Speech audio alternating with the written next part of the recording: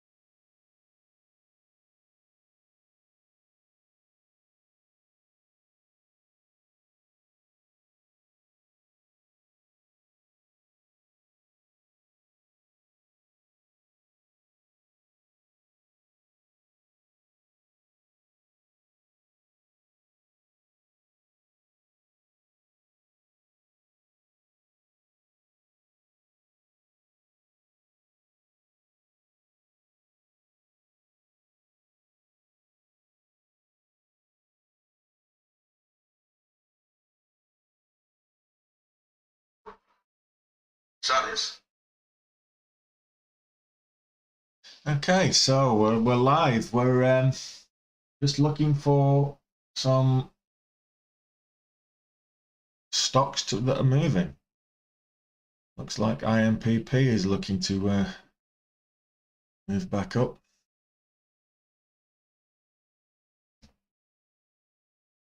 There's no volume. It's fine. Still below the VWAP, so we'll not be looking at IMPP. Avenger is a 20-to-1 reverse stock split, so that's hardly going to be something worth worrying about.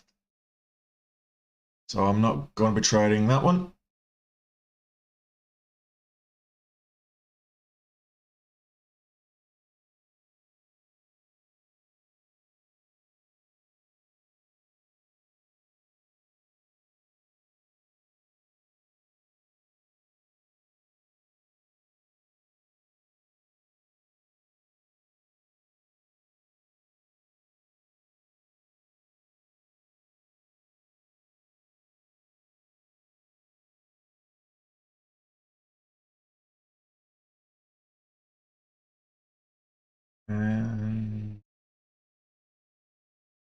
Restream. We're live on Twitch, live on YouTube, and we're live on Twitter. Not yet live on TikTok, but plenty of time. Still looking at the rest of my setup.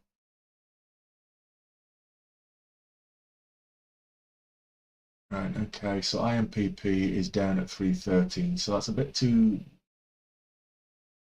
cheap for me to be looking at. Now we've got Holysys is gapping up. Let's have a quick look. 1.8 million shares is the average, so we're looking at 200,000. Now it's average volume.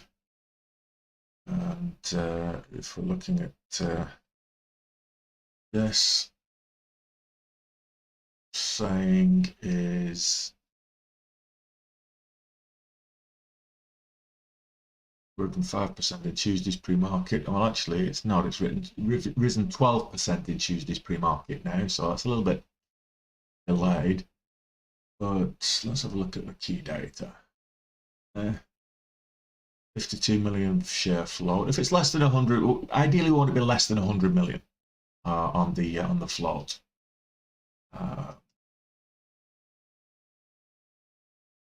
Pre-market Q2 earnings. That's the only thing I can see. Nothing else really. no newsworthy events with it, so I don't know why that's moving up. But we'll keep an eye on that. So we've got the Spider, QQ, and the VIX. What have we got? It's nothing at the minute. Nothing moving. So I'll just keep an eye on the energy stocks. It looks like now. Marigold is break even. MGLD. We lost on that yesterday. We gained on it on Friday, but we lost on it yesterday. So we lost big yesterday. That was a red day. That was yesterday, and today is a new day to start over.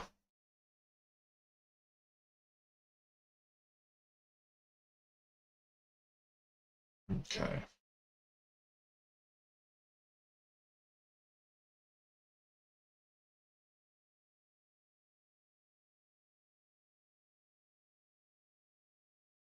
Zero, 0% up. 0.98, 0.39, 0.14, all to the good. Agri is 5.3 to the good. That's kept a lot of its gains so far the last 2 days. Sold off most of yesterday. Oh, not sure if that will go again today. Not huge volume.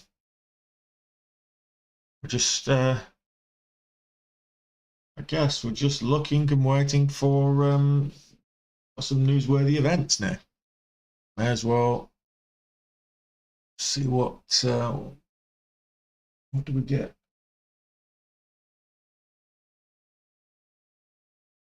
No. So low volume, low volatility, sideways market. The VIX is up 1.2, Nasdaq's up 0.5 percentage point, SPY's up 1/5 percentage point. So, what we're going to do? That's a lot. We'll get ready for the TikTok crowd to join us.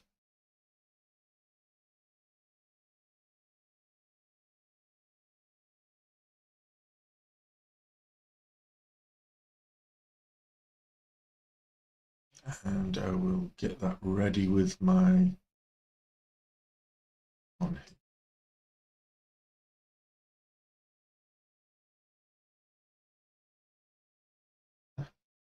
I'll go get myself a drink. Mind the stream.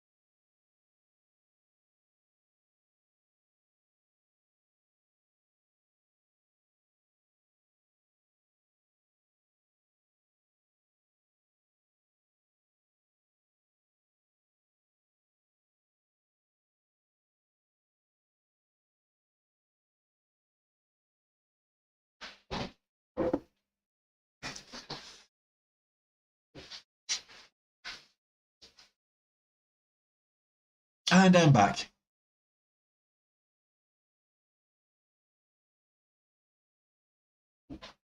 Hey, baby girl.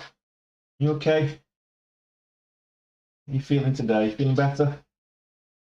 You feeling better? Okay.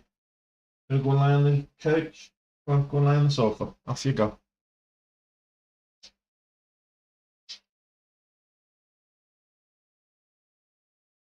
I'm not petting you now. I'm just about to go live. Okay? I've got a live stream. I'm not petting you. Okay, quick one. Quick pet. Okay? There we go. Where you go? Off you go now.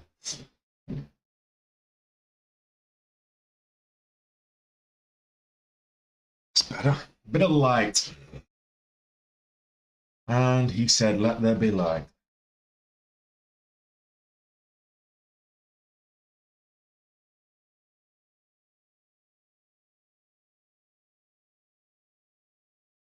I'm just looking at the price hikes.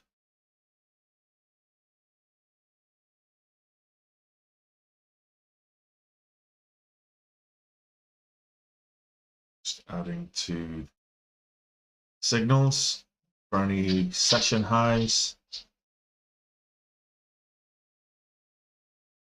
So we're getting a few Ubers up. New highs. They're coming through now.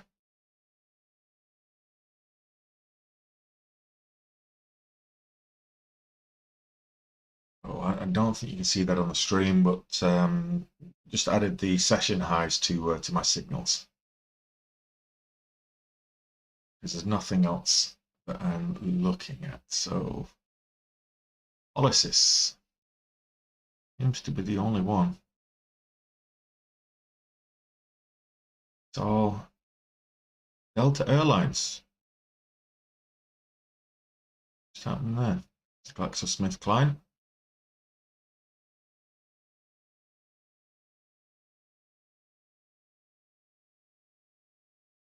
Okay, so Roblox has just reported February bookings were down 2 to 4% year over year. American Airlines expects to end Q1 with a liquidity over 15 billion. Okay. Revenues down, 2022 revenues down approximately 17% with American Airlines. Enphase Energy acquires solar lead factory. Okay, let's have a look. Has that affected the price at all? Enphase, no.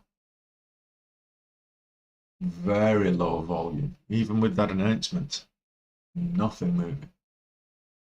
So that's not exactly what I would say is good news. Oh.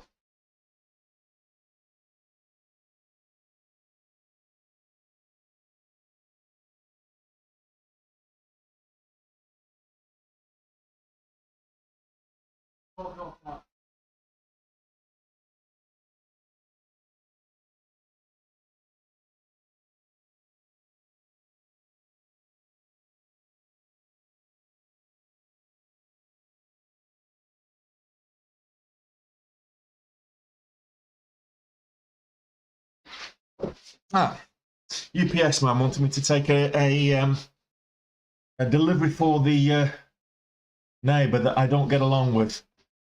Just a strange bunch, but we had a bit of an altercation about 6 months ago, and the guy tried to hit me with a chair, and ended up going to hospital. So I didn't, he did, but I got arrested for that.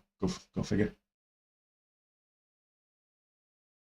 Released without charge, of course. But you know, when someone tries to hit you with a chair, you've only got 2 options.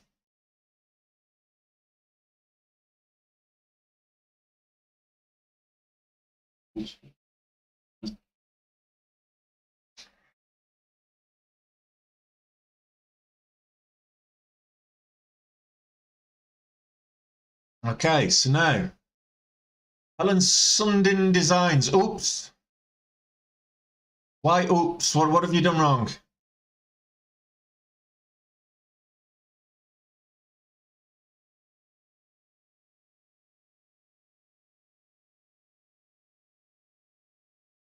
You just joined and didn't join. So okay, so we're just oh, hello. How you doing? So you're watching as well. So Rockhard will probably join me from the TikTok stream. But if you're watching on YouTube, welcome to the channel. Welcome to the stream on Twitch and Twitter as well. So Let's see if we don't get a decent following today.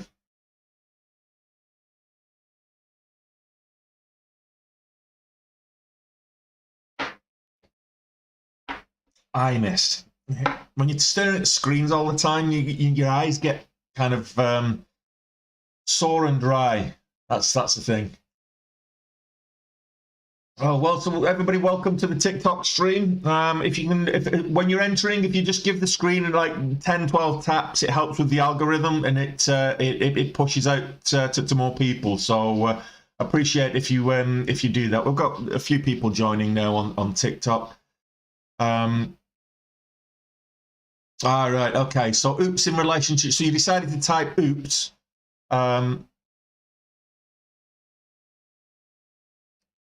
To a chair that I don't know. Maybe it's me jumping in the chair that was the oops. I don't know. We'll see. Roblox. I saw that. Why? It's, see, this is the thing with the fundamental analysis versus technical analysis. So Roblox just announced their bookings are down, and yet they're moving upwards. The price is moving up. I mean, you'd think something like that. No, you know. Yeah, absolutely, I'm chatting, but I think she likes rock hard abs, like you say. So the extra upholstery is probably, turning her off. So. Oh yeah, no, the one that I didn't realise you were still listening. I didn't realise you were in the chat at that stage. So, do I have another account? I've got several accounts. So yeah, so guys, just give the screen 10, 12 taps each. Let's get the algorithm pushing the stream out. Helen and anyone else on YouTube, if you give us a like, that helps with the algorithm on YouTube. I don't know what the Twitch settings are at the moment, or Twitter. If you want to give it a like on Twitter or whatever. Wherever you're watching from, just give it a like, give it a subscribe, whatever the terminology is on that particular platform.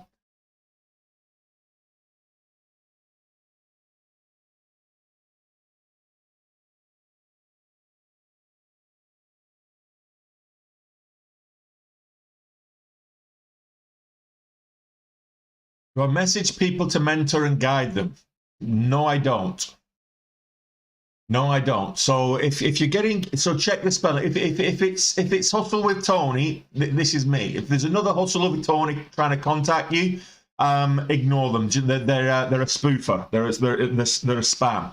So don't. There's a lot of fakes out there, and I blocked about 6. If it's got the same profile picture, there's only this one account with that profile picture. I have 2 other accounts. One's a dog. My chow chow, and the other one is a bear and a bull. But if it's you didn't speak to me this morning, so if you are approached by somebody pertaining to me, telling that they will mentor and guide you for whatever price, it is somebody else. It's not me. I'm not asking anybody for personal mentorships or anything like that. I'm giving mentorships. I'm giving personal mentorship as part of the course that I have available, which was basically from demand from you guys. But if anybody else approaches you, this is the only account with this photograph. If anyone else has got this photograph, then it's not me. Okay.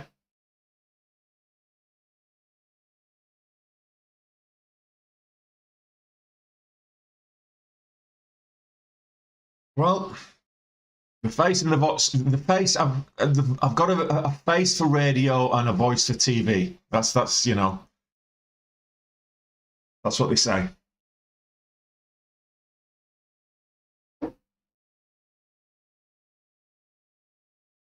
Yeah, I am definitely more padded than rock hard. That's for sure. It's the upholstery. Rocking the old dad bod. Let's have a look at Roblox. So Roblox made a little bit of pump Went from 36.70s to 37.38, 37.90, 38, and then he's already on the way back down. So it made a pump on the basis of that that little news leak, and it didn't hold. Didn't hold. So that's interesting. Like I say, with fundamental analysis, you can just. I'm hoping I'm going to be having a better day today, mate. That's for sure. So yes, yesterday wasn't a great the greatest trading day, but you know we've done it. It happens. This last couple of weeks, I've had a red day pretty much every week. So the first week it was on the Monday. Last week it was on the Wednesday. The week before was on the Wednesday. So yeah, we've been having red days every week now. As long as it's only one red day, I don't mind, because we can recover that drawdown over in the process of the rest of the month, or even if it slips into next month or whatever. It's not a big deal. It's to be expected. You can't be profitable every single day. If you could, that would be nice, but we've got to be pragmatic about this. We've got to take a realistic approach, so to speak. So if you're going to be profitable, you've got to realize that part of being profitable is realizing that sometimes you've got to walk away from the chair, walk away from the desk. When it's not going your way, stop digging.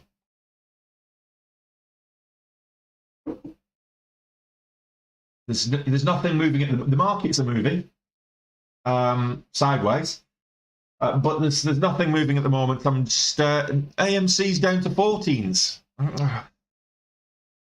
I was involved in a little Twitter spat with the APE community, and it was it's kind of amusing because it's almost and I say APE community. These are the people that are bag holding AMC. I'm diamond hands, never selling whatsoever, and they don't understand the market. Most of them are new to the market, and they don't understand the market.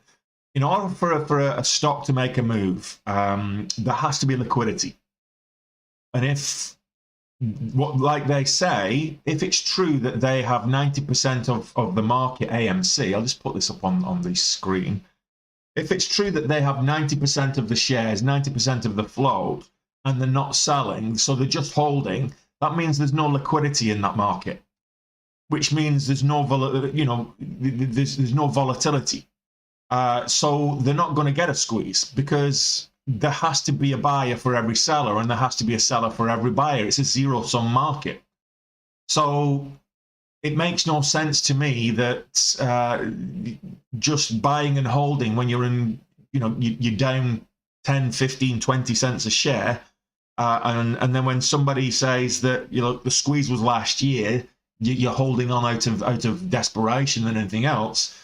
And you get all bent out of shape because of it, and start calling that person a shill or whatever, and it's kind of amusing. Twitter is hilarious. I mean, you get the strangest people on Twitter. You really do. You really do. Okay, afternoon, John. So we've only got 24 likes in the TikTok stream. Come on, guys! There's 26 people actually in watching. So give me 10 taps on the screen. That's all I'm asking. If you're in TikTok, 10 taps on the screen. It's like it's not that's your fee for joining the stream. Is give me 10 taps, because that helps with the algorithm. It shows us that there's engagement in the stream, and then it pushes it out to more people. So just give the screen 10 taps. Let's get we should have like 250 300 likes, as opposed to what 25 is what we had. So yeah, but yeah, I'm on the Barocca today, rock hard. It's and I'm ready for the market today. It caught me by surprise yesterday. I think that's probably why I lost so much money yesterday. I totally forgot about daylight saving, so it caught me by surprise and was in position, and it was like, what's going on? But there you go.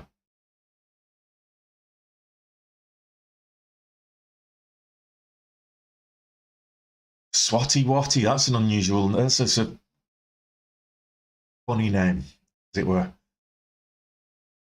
You know, it's some of the handles people adopt for TikTok or YouTube or whatever. It says a lot about that individual, or in some cases their account.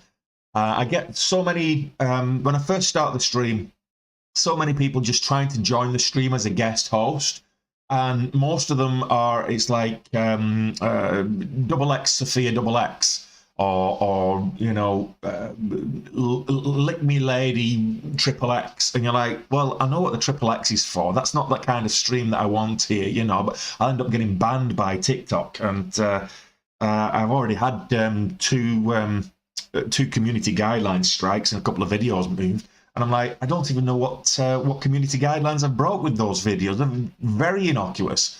But, you know, TikTok is, it'd be like that sometimes. Good afternoon, Cornflake. And good afternoon, Cornflake, on TikTok and YouTube.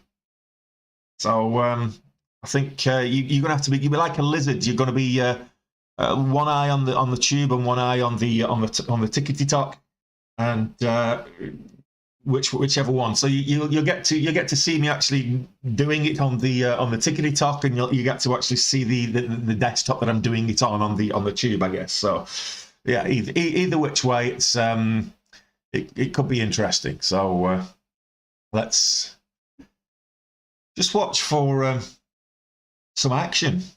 We're getting some movement now, but there's still, I mean, there's the biggest, we've got a gapper, we've got a huge gapper, which is like nearly 2,000% up on the day, but it's Avenger, and it's not up by any other reason than the fact that it's a reverse stock split. So what that means is that if you've got, it's a 20-to-1 reverse stock split. So what that means is that companies sometimes do this to satisfy the regulators. So the Nasdaq has certain regulations, for example, that you need to have a minimum share price of $1 to list on the Nasdaq.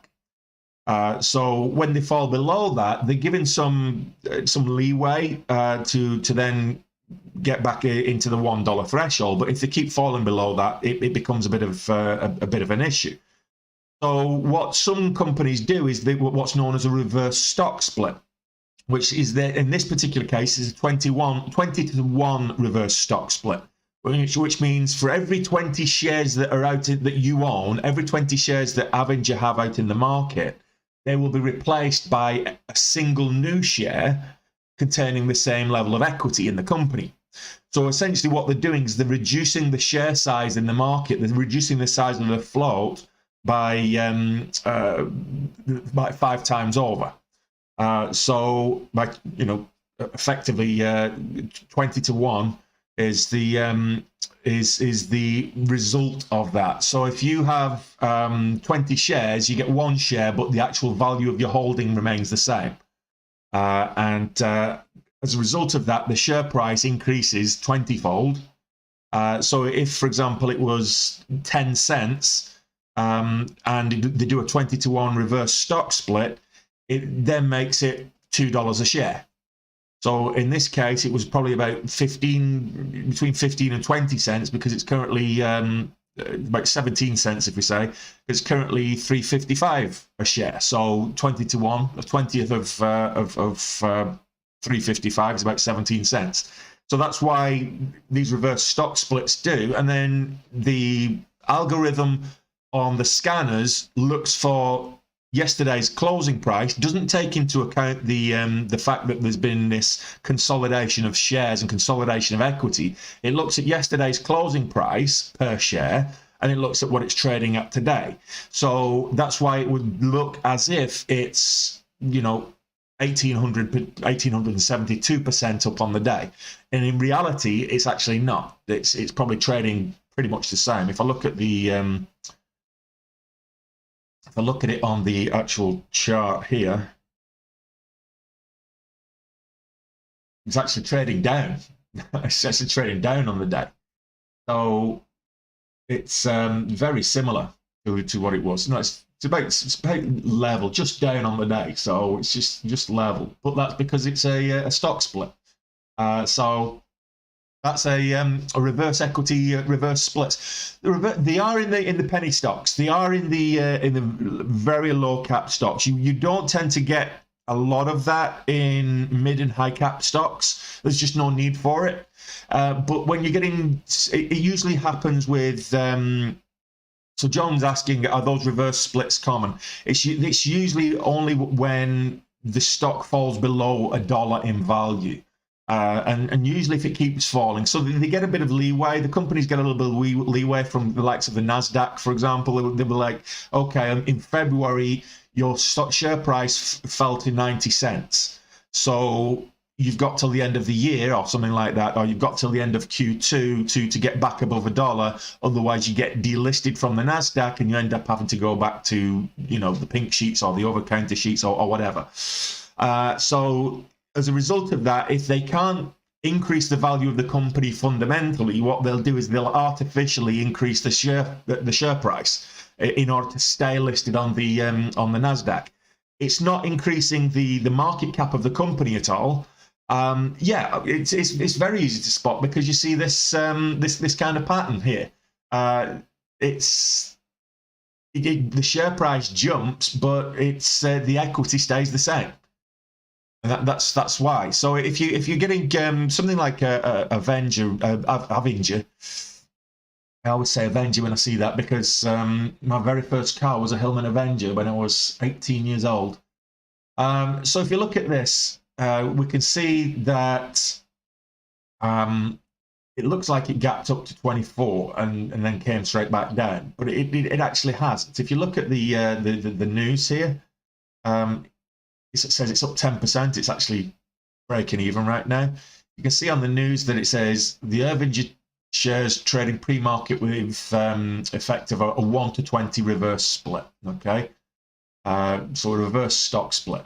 If you've seen it on Benzinga, they give these tags as well, stock split news and things like that. So it's easy to find out when you're using something like Benzinga. I mean, you can get the same news from Yahoo Finance, FinViz, or any kind of news channel, Bloomberg or whatever, any kind of news channel that's giving this kind of information will have all this information.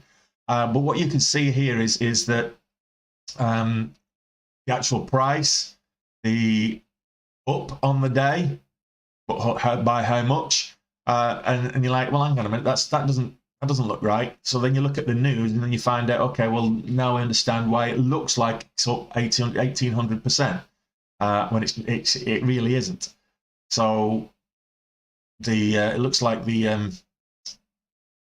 that's actually taken place already. So it's not like it's been announced. It was announced and people bought in, and then it's sold off again. So it spiked up on the news, and then it's back down again. So overnight, it's lost all its gains. So nothing to see here. Let's have a look at the market. So this is the wider market. This is the SPY. Look at the hourly. You can see it's up on the day slightly, 0.5 percentage point. So the SPY is an index. It's a fund that mirrors the S&P 500 index. So if you want to know what's going on in the S&P 500, this is like a mini version of that. And so the SPY is we're up 0.5 percentage point on the day. It's trading sideways, has been trading sideways for the last week or so, really.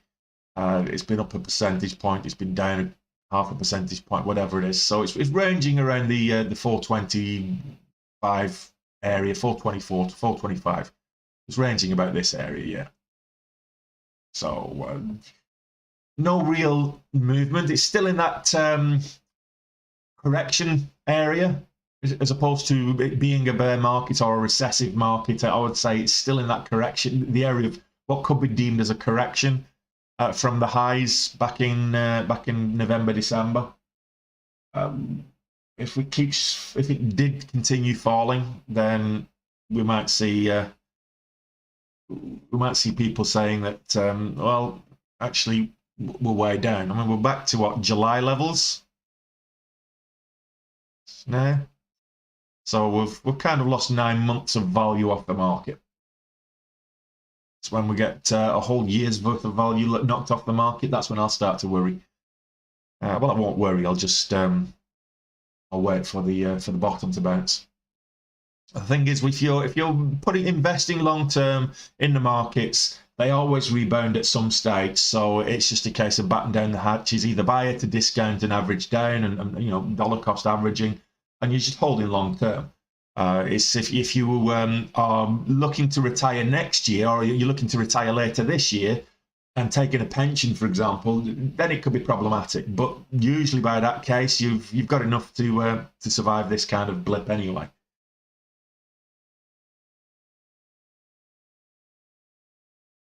The volume is session, but at the moment it's session. So it's because we're pre-market. So the current volume is based on since the close of business yesterday. So we get from open till close. And then at the moment, because based on yesterday's close price, so we're looking at the volume. So the volume pre-market on Avenger was like 229,000 shares traded, which is not huge when you look at, you know, the size of the float. So the size of the float is on that one 95 million. So 200,000 shares traded on a 95 million float is, you know, it's not high relative volume. As day traders, we look for high relative volume. Avenger's average daily volume is 2 million shares traded on a given day. So we're at 10% of that, even with the stock split. So I wouldn't say that's something that we need to be paying much attention to.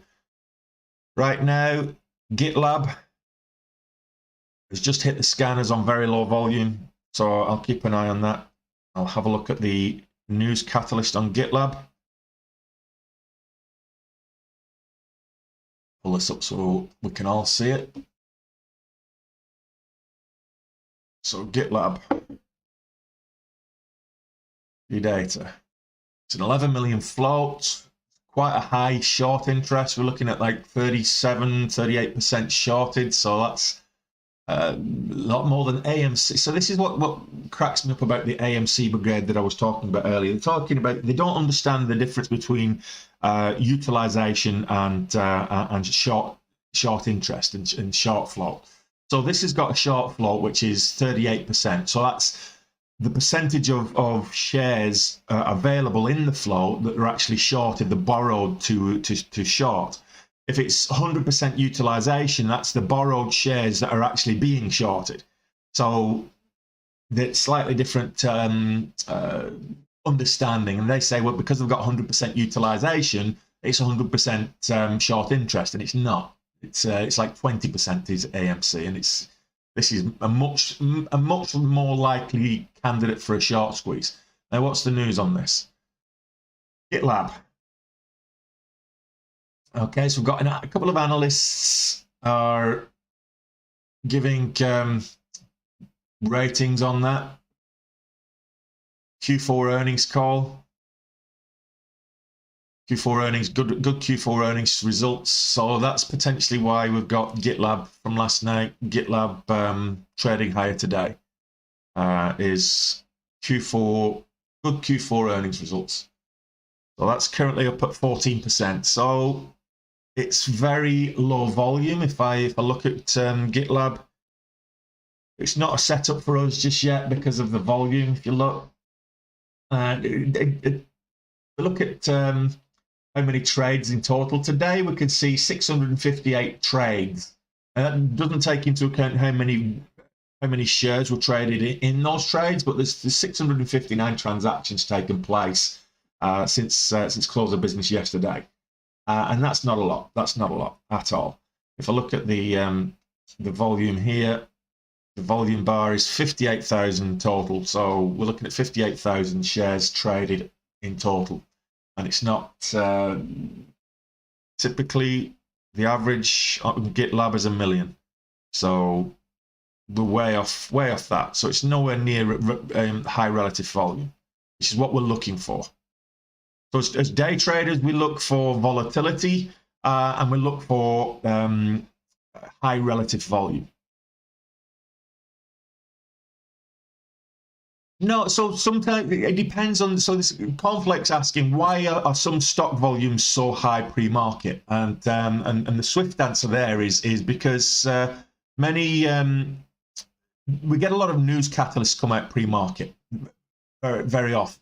So if a news catalyst comes out pre-market, that puts it on people's alerts, depending on what that news catalyst is. So, for example, it might be quarterly earnings, good quarterly earnings, bi-quarterly earnings. It might be that an acquisition or an activist investor is getting involved in it. Whatever it is, if there's a news catalyst that gets in there, everybody starts looking at that particular stock because there's a particular relevant news catalyst. So then people who have the ability will start trading it pre-market. Now you'll get the institutional traders will trade right on the back of a news catalyst, and sometimes it'll pump, sometimes it'll drop, sometimes it'll pump, and then it will retrace and as if it didn't pump in the first place. But in order to make those moves, there has to be volume.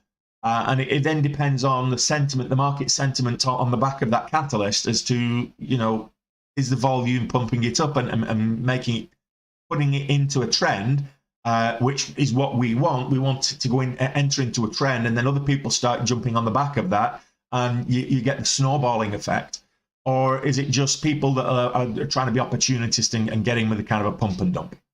And you get a lot of, particularly with the lower cap stocks, you do get that happening. So it's risky to jump in on the back of any kind of news as it breaks right out of the blocks pre-market, because of the volume is a lot lower than it would be after the bell.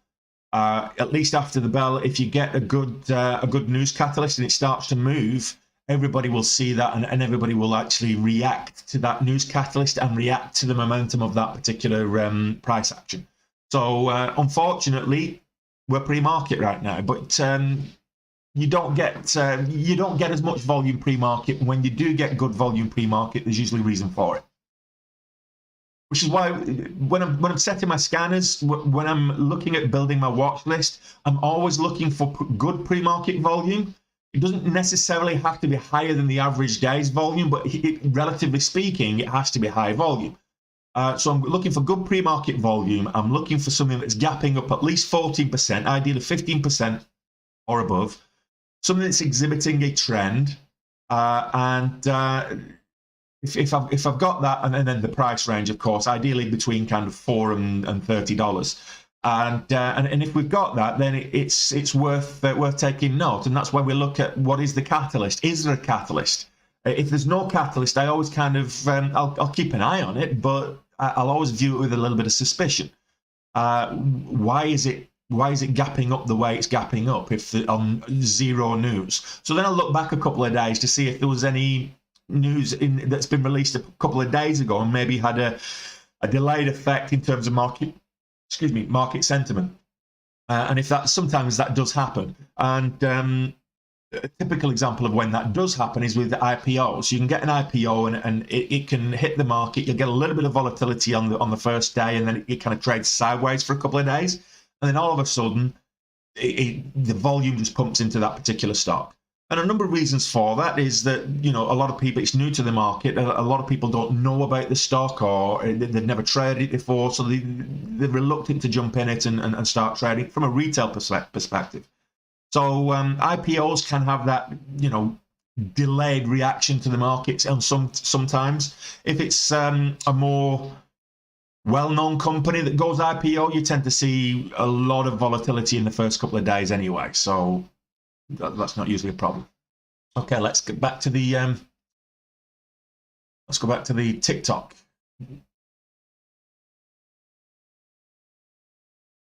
Do I trade in a specific time frame? So Luke wants to know, do I trade in a specific time frame? Yes. Typically, I would trade the 1 minute time frame. I would also trade the 5 minute time frame. So the 1 minute that's underpinned by the 5 minute. So I will look at the price action on the 1 minute. I will react to the price action on the 1 minute, but I'll also look at the patterns that are forming, and I will trade the patterns and the breakouts on the 5 minute. So if I'm looking at a pullback on the 1 minute, for example, and it's up and it's down, and it might be slowly coming down. I'm getting a descending wedge or a descending triangle on the 1 minute, and then I look back on the 5 minute and I actually see a bull flag forming. Then I might hold my position a bit longer in the 1 minute than I was going to do, because I see a pattern forming that's ready for an upwards breakout. So it depends, and I might see a flat top forming on the 5 minute where it's more of a head and shoulders, or head and shoulders on the 1 minute, something like that. So I use the 1 minute and the 5 minute. I will look for confirmation on the 60 minute and the daily. What I mean by confirmation, I'm looking for support and resistance levels, key support and resistance levels. If I'm looking at, for example, I've got GitLab on the screen right now. If I look at this on the daily, we can see key resistance level here at kind of $80. Key resistance level here at kind of $55. Key resistance level of resistance and support, they're interchangeable. $70. So I could draw lines on that on the daily, and then the lines will still be there if I go back to the 5 minutes. And I'll know when I'm coming to a key either resistance or support level. Now, the ideal is that when you're buying, if you're going to be buying a pullback, you want to be buying into a support level, a key support level. And if you're selling, you want to be selling at a key resistance level. Those are things that you want to be looking at. So sometimes you zoom out from the current time frame that you're trading. So if I'm trading on the 1 minute, to be able to look at the 5 minute to have a bit of a zoom out for that confirmation is it just gives you a little bit of reassurance that your decision making is right. And Jav wants to know, do I ever short? I do. Not as often as I long. I tend to I think the setups tend to be more obvious when you're going long. And the additional thing is that to short stock, you need to borrow the shares. So very often you get charged a locate fee.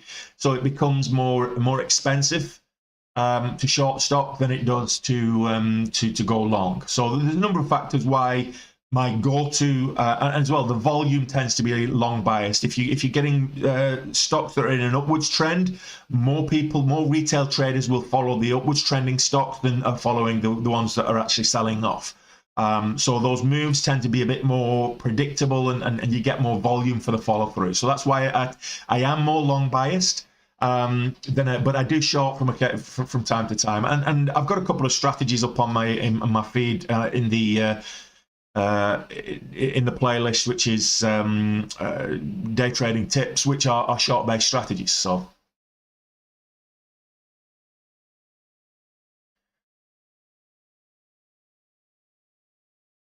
okay, so hey Sengoku, what do I think about the turtle trading system?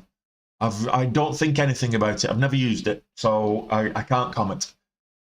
Is it possible to make 2 to 4K monthly with an initial capital of 20K? Yeah.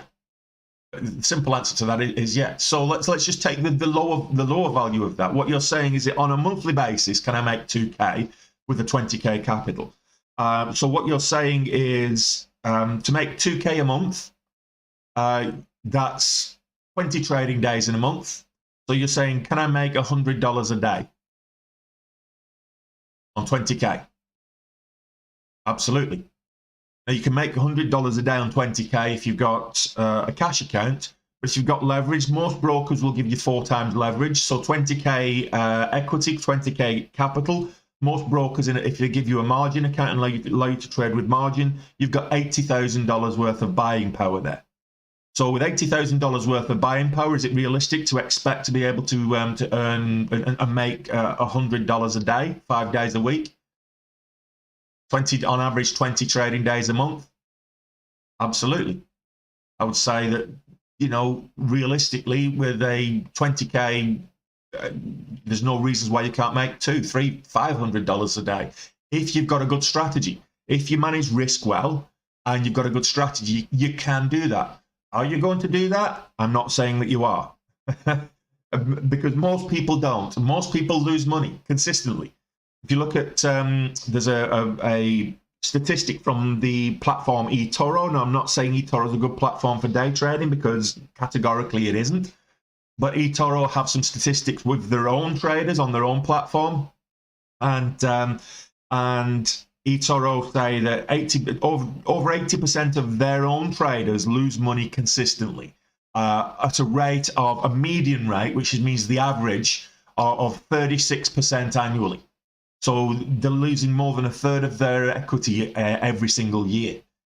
So just be careful. If you get into the markets, be careful. Trade in a simulator first.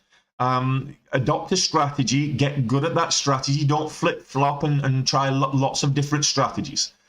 You know, is Sterling a good trading platform to start trading commodities? Absolutely. Sterling's one of the best. Sterling is a great platform. It's if I wasn't using Dash Trader, if I hadn't learned how to use Dash Trader, probably using Sterling. I like Sterling as a platform.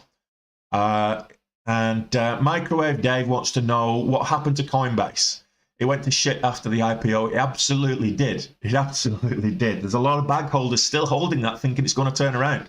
And I think the thing is with Coinbase is that it's now got so many coin markets. I mean, I use Coinbase. There's so many coin markets now out there. It's such a competitive space, and they don't carry a lot of the low cap altcoins that everybody knows. That's where you've got to be for the mooning action.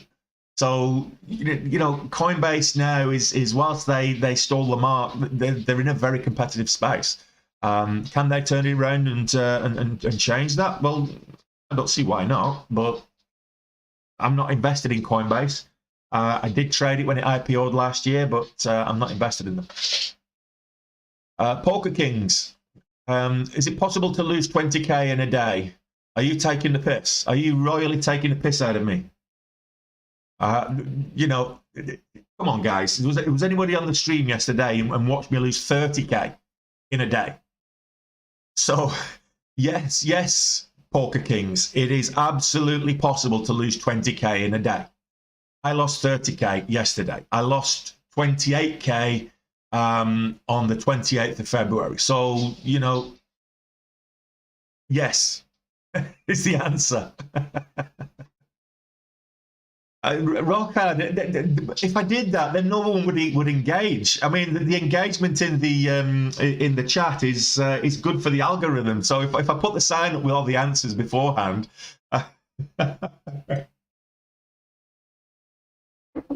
Yeah, it was actually, was it 31?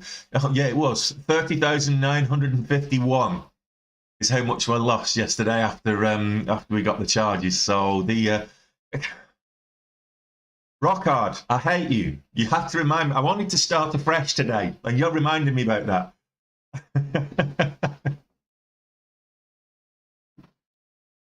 Oh, see, the thing is, though, with regards to losing 20K in a day, I was swinging big. I had nearly $80,000 equity. So, you know, for me to lose $30,000, that was bad for me. That was a bad day.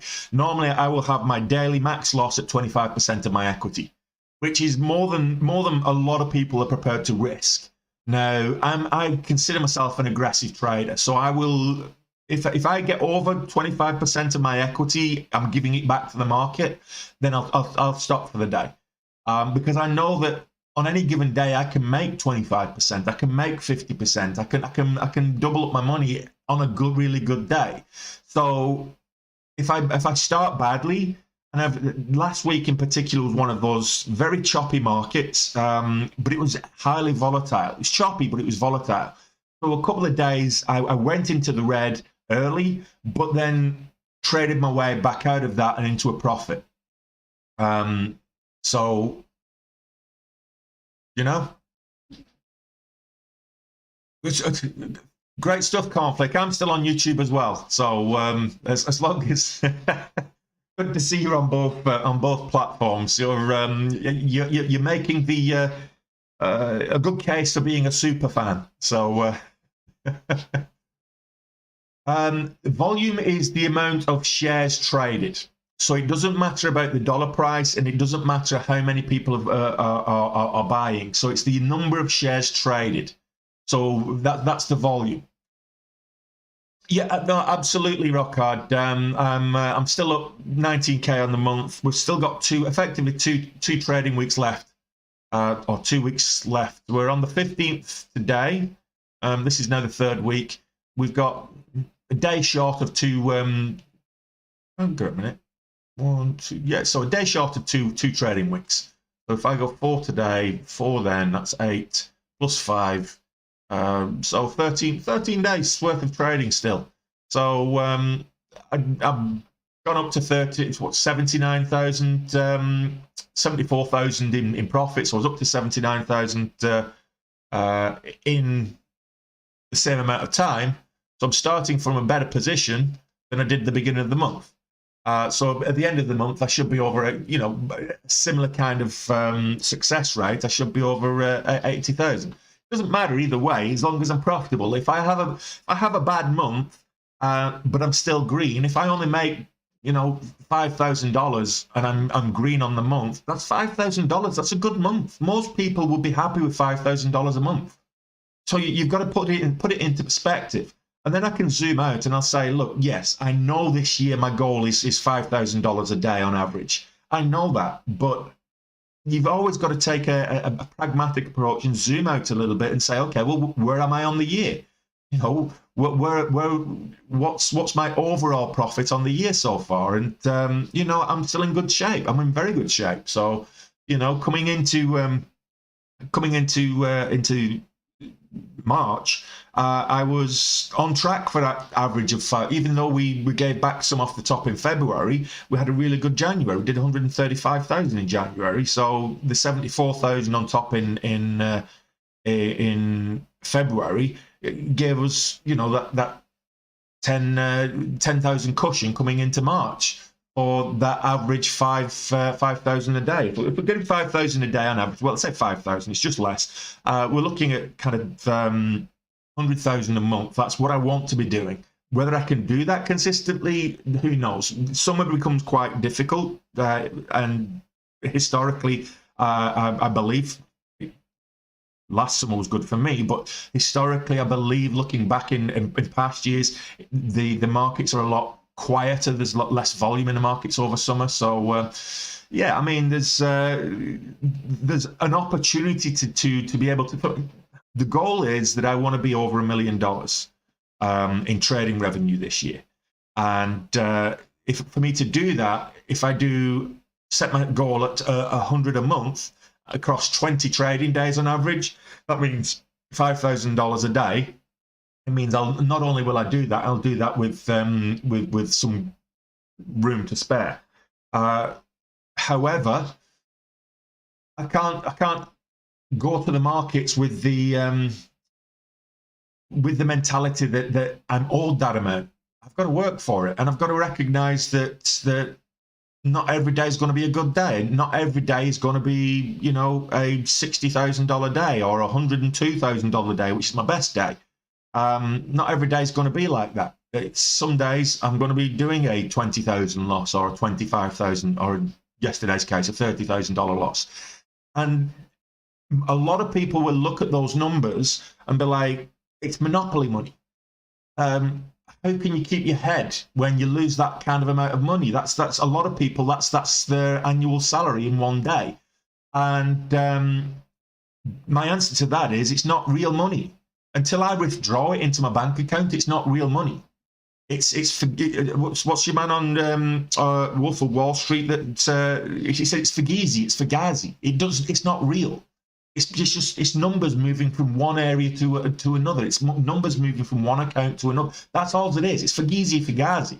Until you withdraw it, it doesn't matter. So that's why I don't withdraw more than once a month. At the end of the month, I'll look back at the month. What's my profit this month? And I'll take my wage, take my fugazi. Yeah, exactly.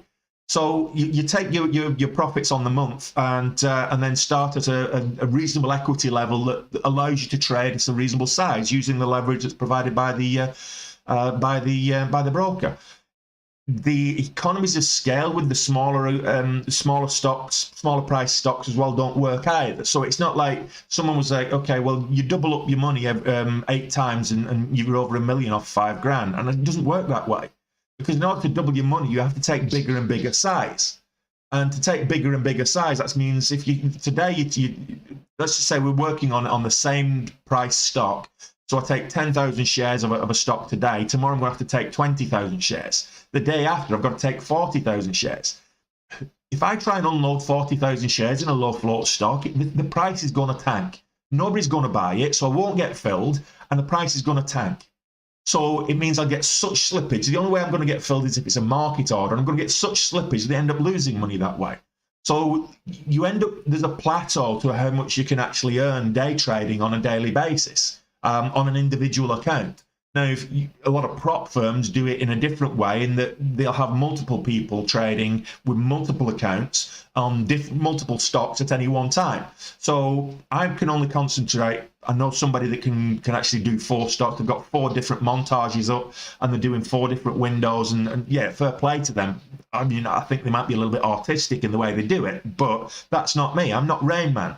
So I have to be concentrated on one stock at a time. And even then, I'm not 100%. So I've got to be very pragmatic about the money doesn't exist until I withdraw it. And that way, yes, I was up, what, 50-odd thousand, 49,000 or whatever it was on the month. And then I give back 31,000. So what? I'm still up 18,000. So until I get to the end of the month, I've not made any profits. You see, and that's where you've got to look at it. If you're working at McDonald's flipping burgers, and you get paid at the end of the month, you don't count how many burgers you flip. You know, it doesn't matter how many burgers you flip. On a busy day, you flip more burgers than you will on a quiet day. But it doesn't mean you've worked any less. At the end of the month, you'll go to your paycheck and you'll collect your pay. So this needs to be viewed in the same way. It's a job, it's a business, it's a career, and you need to view it in the same way. Okay, so Agri's just starting to make a move up now. It's 7% up on the day, which is not where I want to see it. The volume.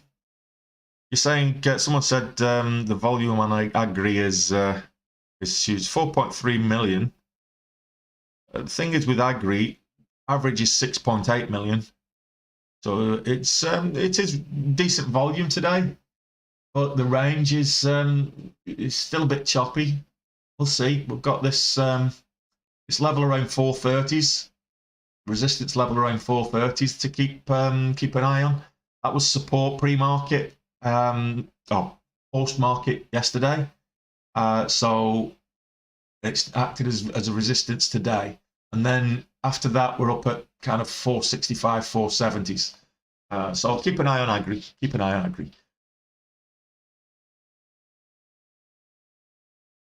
Why is it the market's open earlier now? Because of daylight savings. So in the US, the daylight savings, the markets are still opening at the same time, 9:30 a.m. Whereas their daylight saving comes in the second Sunday of March. Ours comes on the last Sunday of March. So we will equalize in terms of the daylight savings. We're only 4 hours ahead of market time now, whereas we were up until Sunday, we were 5 hours ahead. At the end of the month, when we bring our daylight saving in, we'll be 5 hours ahead again. What capital did I start with? It depends on which occasion. So the first, I put $10,000 into an eToro account to start off with, and I may as well have just pissed that up the wall or whatever, because I lost. I think I lost that in 2 weeks, two whole weeks. That was gone. So I blew up that account. The next time I put another $10,000 in. Took me a bit longer to lose that, but I lost it. The next time I put, I think it was $7,000 in, $7,500, something like that, and I put that into Interactive Brokers, and I lost that. So that's the third time I blew up my account. Then I put another $7,500 into capital markets, and I was making money with that one. Then GameStop came along and blew up my account again. So I'd actually taken some profits out and moved them back into Interactive, and then so whilst I blew up the account, it wasn't a case of that I hadn't made any money with that one. So I hadn't lost the equity, so I moved the money that I had made back into from Interactive into capital markets again, and then I started being profitable on the after. So I blew up across 3 different brokers. I blew up my account, I think 4 times in the first 6-7 months. So yeah.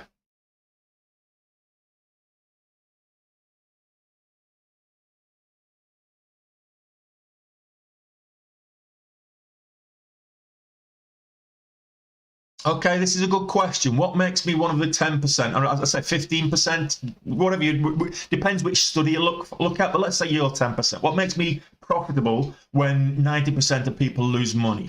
Okay, what's my track record and how many years? So over the last year, I've not been profitable. I started trading in 2020.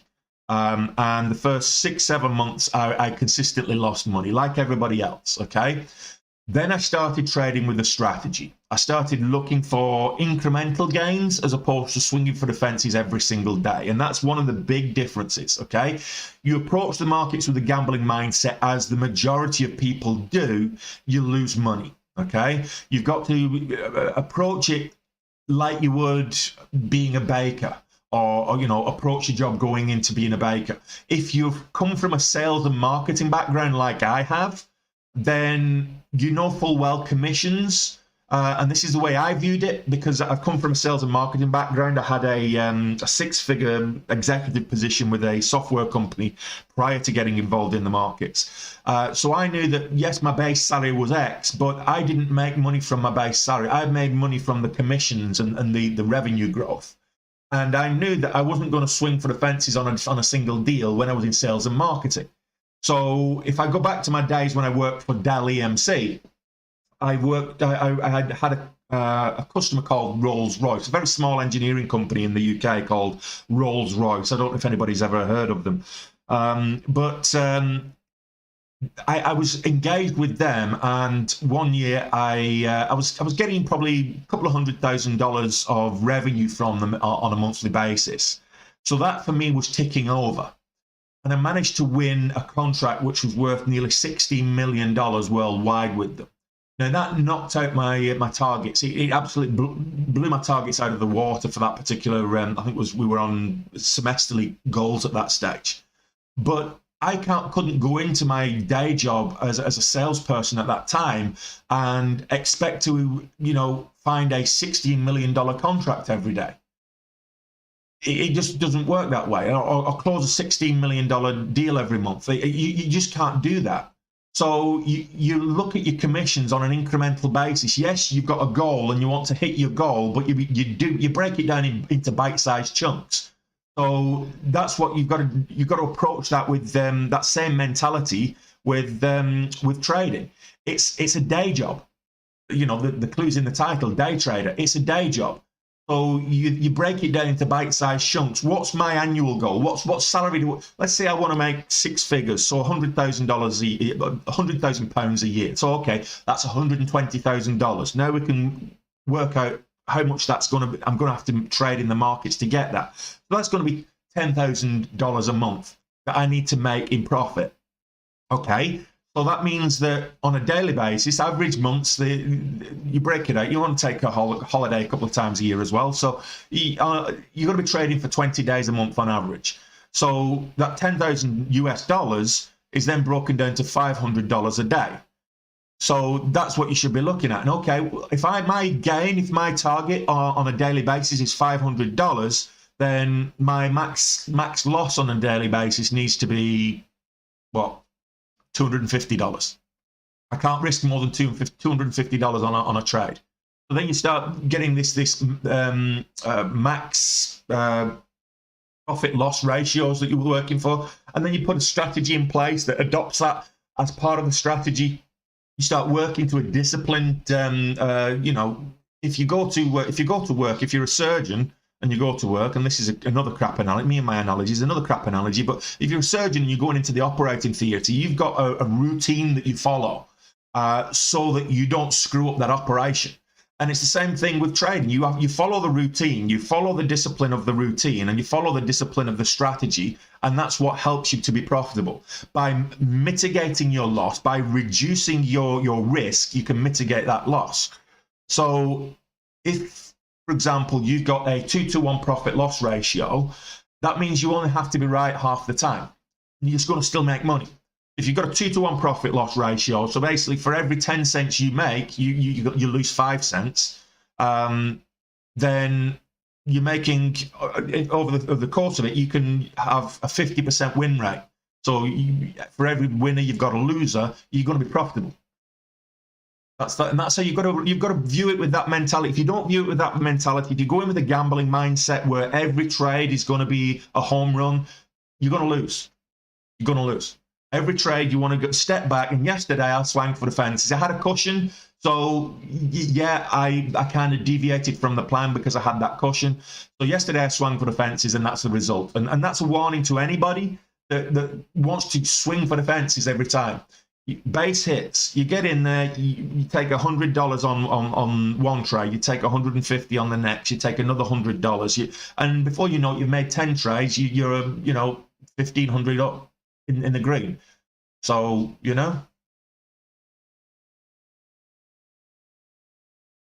I hope I have a great day too, Mark. Really do. How much would you suggest starting off? No more than you can afford to lose, because the likelihood is you're going to lose. If I'm being completely honest, Daryl. As your man earlier was saying, Asas was asking, why am I in the 10%? That means 90% of people lose money. So if you're going to put money into the markets and you don't know what you're doing, my first bit of advice is don't do it. Don't put money into the markets if you don't know what you're doing. Learn a strategy that's proven to be profitable. My strategy is proven to be profitable for me, but I'm not the only one that's trading my strategy. The reason it's proven to be profitable is because there are thousands of other day traders that trade the same strategies, that trade the same breakouts, look for the same patterns. And that's why it becomes more reliable. It only works because we follow the crowds. That's why we want the volume. That's why we go where the volume is, because we know if we're trading on high volume, all the other retail traders are trading that particular ticker at the same time. And when it does make a pattern breakout, we're all getting in at the same place. So we've got enough follow through for that confirmation.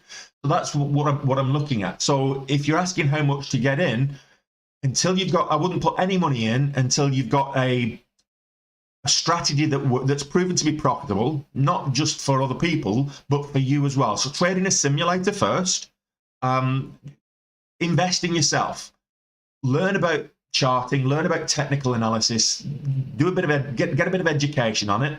Invest in yourself. Get a good simulator or paper trading account. You can get that with your broker, or you can get a dedicated paper trading platform, and trade the strategies on a paper account until you get consistent gains. So 4 out of 5 days green, for example, is a good consistency to try and aspire to.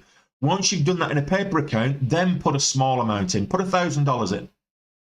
Just $1,000. but have a low target. And then you can actually, once you start being profitable with $1,000, let's say your goal is $50 a day. You might risk $25 a day. That's your max loss. So let's say $50 a day.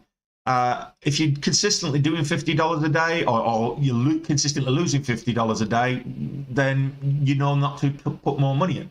If you're consistently gaining $50 a day, you might want to put a bit more in, so you can actually increase that level. The only difference between me as a profitable trader earning $5,000, $10,000 a day and someone else that's earning $50,000 a day, share size. That's the only difference. So start off small, and then once you've proven to be profitable, you can increase your share size and gradually increase your share size. You do it the next month, you do it for a few weeks, then increase it again for the next month. And this also, it addresses the mental aspect, the emotional aspect. We've got 7 minutes to the bell. We've got the emotional aspect that kicks in. So if you can do it with when you're risking $20, then it becomes easier to risk $50. If you can do it at $50, it becomes easier to risk $100. If you jump in and start risking $500 straight away, your emotions are going to kick in. Your heart's going to be racing, and you're going to lose money. I'm not trading options. I do occasionally trade options. I use Interactive for options. It is a much, for me, you can lose. It's more of a swing trade for me with options, and it is a bit more risky, but you can get bigger wins. So it's a better way of getting leverage. If you're confident on a position, that's how I would do it. If you're confident in a medium to long term, that's how I would. That's how I do trade options anyway. Interactive brokers give me 4 times leverage. I'm watching Agri, so I might trade Agri later today. Oh my goodness, what's this one? IXHL. Just hit the scanners just before the market opens. Okay. Why?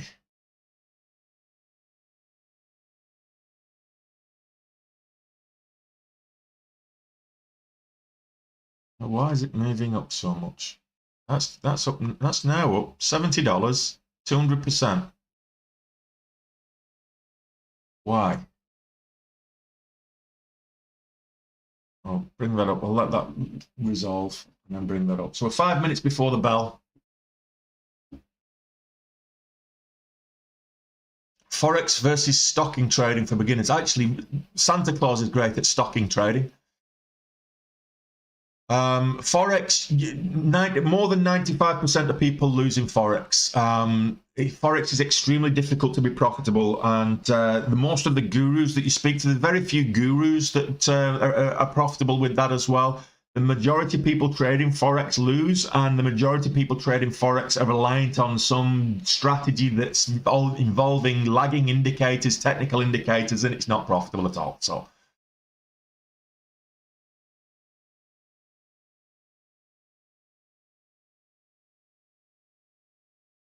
When you lose your investment, it's not fake money, only monopoly money when you're in. No, actually, that's the wrong attitude to take. And that's why I'm saying is that if you go to the dogs, if you go to the Cheltenham Festival this week, if you go to Cheltenham Festival and you put money on it and your horse doesn't come in, then you walk away and you have a great time, okay? Which is why I'm saying don't put money in that you're not prepared to lose, because the likelihood is you are going to lose. It only becomes real money when you withdraw it. So as soon as you deposit that money into your broker, you need to have the mindset, that's the broker's money now. I've paid for access. That's the money I've paid the broker for access to the markets. So that's no longer your money. That's the broker's money. Okay? You now need to view that with the only way I can get that money back is to make profits. If I don't make profits, the broker's going to keep that money. And the best way, and that's for me, that's the best way to have from a mental fortitude point of view, is that if as soon as you deposited a sum in the broker, that's your fee. That's your fee for access to the markets. And so just don't view it as anyone else's money but the broker until you're able to take profits from it. And that way, it kind of eliminates some. It becomes more of a transactional mindset as opposed to you getting emotionals. So if you're getting emotions about trading, you're trading too big. You're trading with money you can't afford to lose, or you're trading too big. That's when you get emotional about it.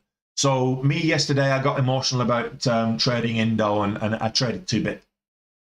Quite frankly, I traded too big. I went in with like 10,000 shares at one stage, and that's that. With when you've got a stock that is is historically spready, spreads can be like $1.50 sometimes. So if you've got 10,000 shares, the price action might not move on the ask, but the bid drops to $1.50 less. You're 10,000 shares. You've 15,000 in the hole before any price action has moved on the ask. So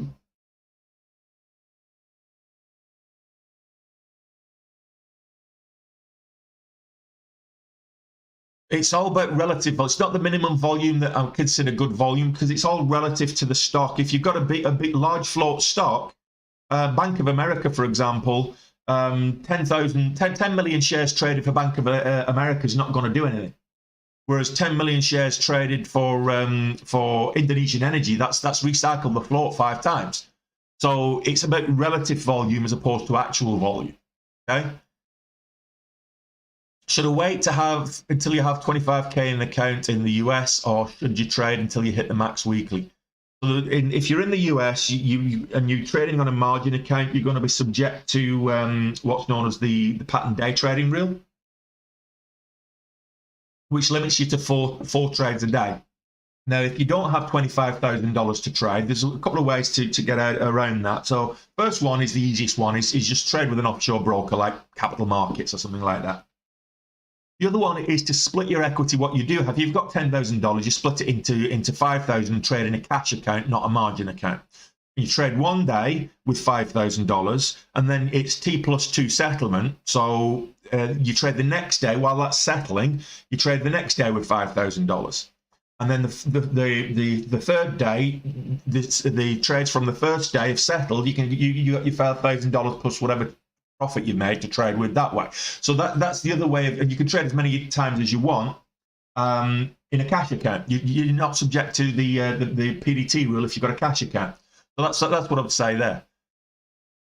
Right, the bell's just rang. I'm going to change the scanners over to regular market. We've not taken any trades pre-market. We've been very disciplined. Okay. I want to see. I've got nothing on the watch list. Agri has sold off.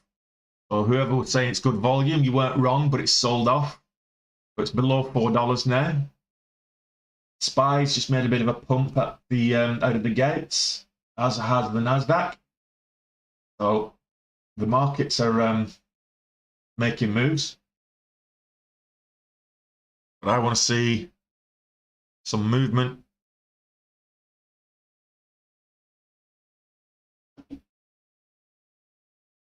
Get rid of the session highs, because I can look at those.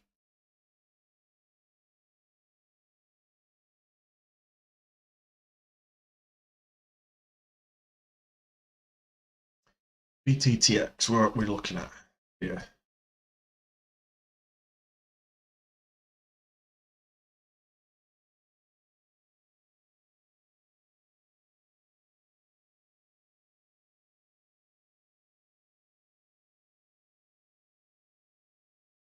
Better Therapeutics. Let's see, that's the one that's just jumped out of the gates. Q4 earnings.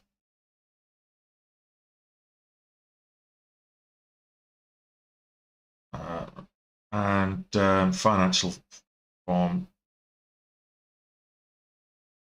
Yeah, so, oh, right, and positive clinical trials, so pivotal trial for PDT platform in type 2 diabetes. So that could be interesting.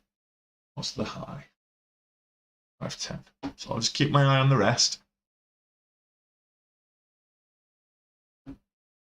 keep my eye on the scanners.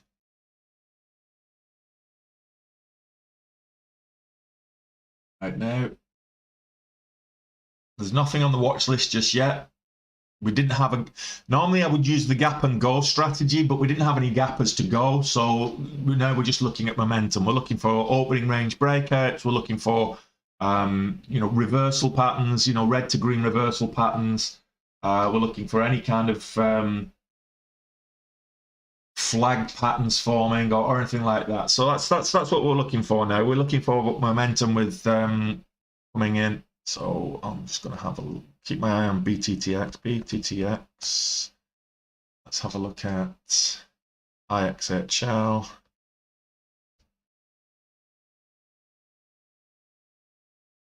Yeah. Lack of volume. They're making decent moves, but not on good volume. So that's the thing.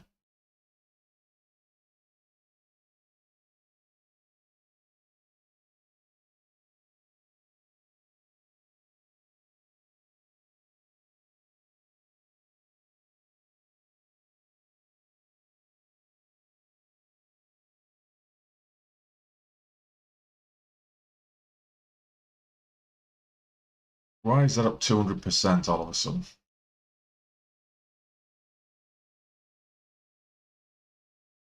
I look at this earlier.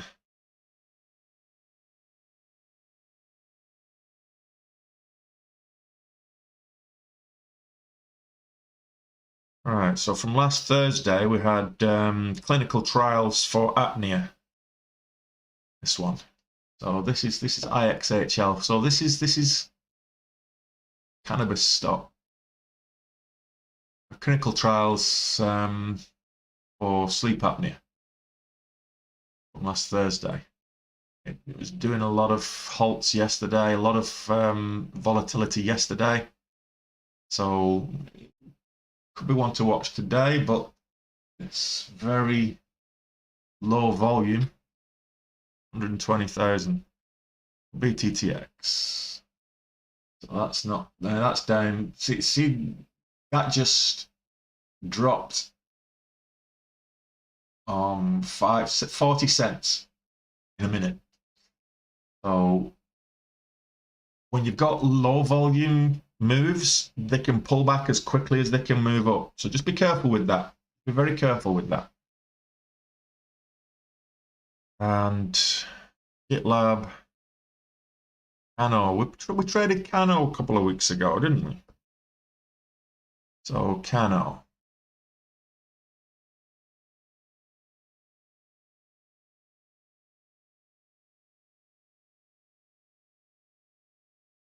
I can hear my dog snoring next door, so missed a potential entry there, but I think the volume isn't enough. We're just missing the volume of stocks right now. Let's have a look at the chat. You have to be a bit of an investigator. No, not really. So if you're a value investor, you do what's known as fundamental analysis, and you look at the strength of a company, you look at what the company's doing, what they're involved in, all that. I don't care. If I'm being completely honest, a lot of these companies are garbage companies. I'm not interested in whether they're going to survive or not. I'm looking at companies that are having an interesting day for whatever reason. What they do tomorrow is of no consequence to me. So I think my length of fundamental, sum total of my fundamental analysis goes into, okay, it's gapping up by how much, what's the size of the float, and what's the catalyst for it gapping up, and maybe is there a large percentage of short interest. Those kind of things are important to me, because if there's a big short interest, then maybe I'll get involved in a short squeeze. If it's just looking at these, the volatility isn't there. So we're getting moves, but we're not getting it on volume. So we're missing the volatility. So actually looking into the company, that's the beauty of Benzinga, because Benzinga gives me all this information at the touch of, at my fingertips. So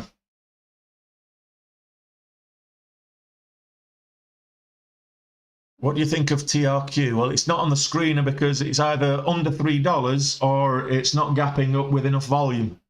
That's my UK tax works with day trading. I'm not sure because I'm not in the UK tax, but I believe it depends on what you're day trading. If you're trading CFDs, if the instrument, because some brokers they do the shares and some do CFDs.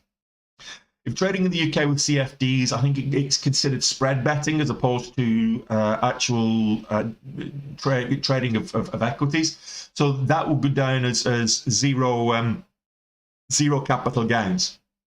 If you're trading with equities, then you could be subject to capital gains. So you get yourself an accountant to help you with the tax implications. Yeah, so I'm looking at IXHL. It's moved up to 78, but we've had 127,000 shares traded today, 128,000 shares. It's not a lot. It's if I look at ICANX, which is IXL on a daily basis, it's high relative volume, 6,000 shares on a daily, but it only IPO'd last week. Only IPO'd on end of February. Sorry, it IPO'd at the end of February. So it's a recent IPO, but it's not moving on volume. That's the thing. The volume's just not there with it. 128,000 shares after the bell. That's not for me a tradable stock because that can just tank as quickly as it gapped up, as it quickly moved up. It's paused at the minute. Trading's halted. Trading halted at 9:31. So this is a volatility trading halt. I thought it just wasn't moving. It's actually halted.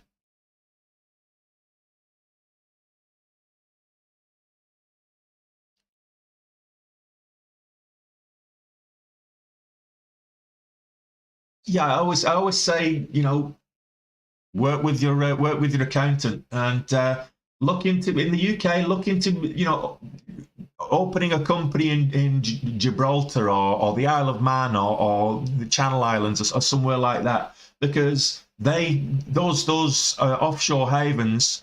If you open a company, a limited company in one of those places, those offshore havens don't charge. They don't implement capital gains tax either. So you potentially could be minimizing your exposure to tax. Now, if you take a wage from that company, you then could be subject to standard income tax. But there are ways around that as well, and a good accountant can help you with that. So I'm looking at Agri. So we've got this opening range here is still not above the VWAP. So you're saying Agri's moving up, but it's still trading below the volume weighted average price, which that for me is an intraday trend indicator that basically tells me if it's below the volume weighted average, it's still in a downwards trend. So right now, as I said before, 430 is the milestone for me. It has to be above 430 and trading above 430. If I look at the 5-minute chart right here, so I can put a horizontal line on the 5-minute on 430. You can see how, if I zoom out on the 5-minute, you can see how yesterday, towards the end of day, lunchtime yesterday, it acted at used 430 as a resistance level there. After hours, it broke 430 and then used it as support. And this morning, it's fallen below 430, and again, it's used it as resistance. Now, it just popped up to 430 and was quickly rejected back below the volume weighted average price. So that's Agri. So until it breaks 430, for me, there's no trade there for me. Not right now, at least. The high of this candle is 432. So I need it to break that range. It needs to get above 432, and it can't go below 387, which is the low of that candle. So the opening range of Agri is 387 to 432. So I want it to break out of that range. Cano. Right, okay. GitLab is starting to move on volume, it looks like.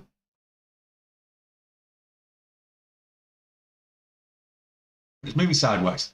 We've got a range, we've got a clear range, defined range here now. Because there was no gappers to trade, I'm now looking at range breakouts. So I've got a $40.90 top of this range. Bottom of the range is 38.07. So, you know, I can start putting horizontals. So I'm looking at multiple stocks. I may as well put these horizontal lines in there to show the range. Look on the 5-minute. Yeah, we've got the pre-market high of 39.96. 39.99. So $40 is a significant level, significant resistance level. Not only is it a double zero psychological level, but I've seen on GitLab, we're seeing a bit of a flat top forming here, just above the volume weighted average. It's bouncing off, using the volume weighted average as a support, and then we're getting this $40 level forming as a flat top. So this could be interesting.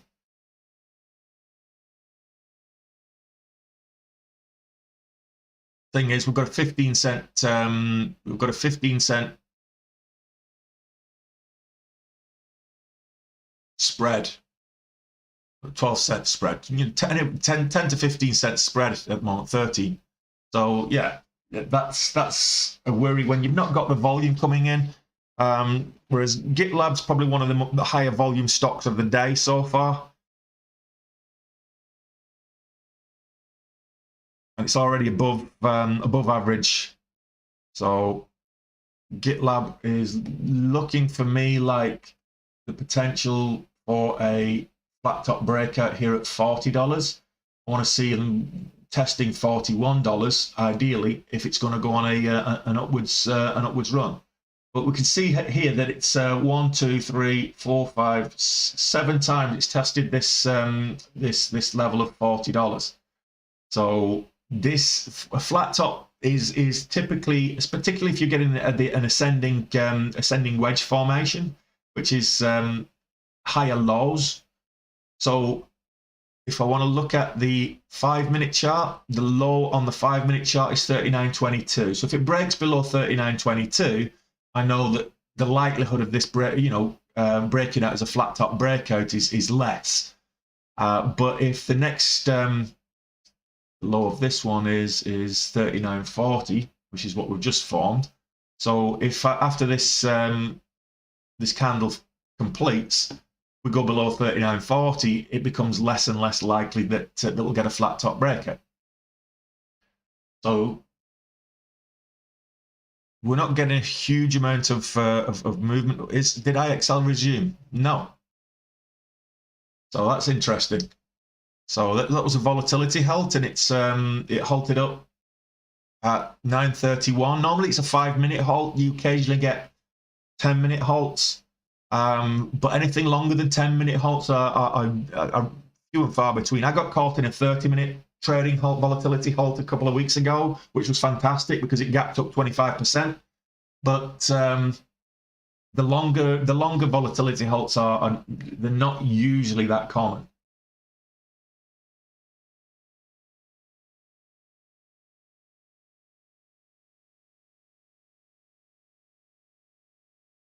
Am I long on ruble? No.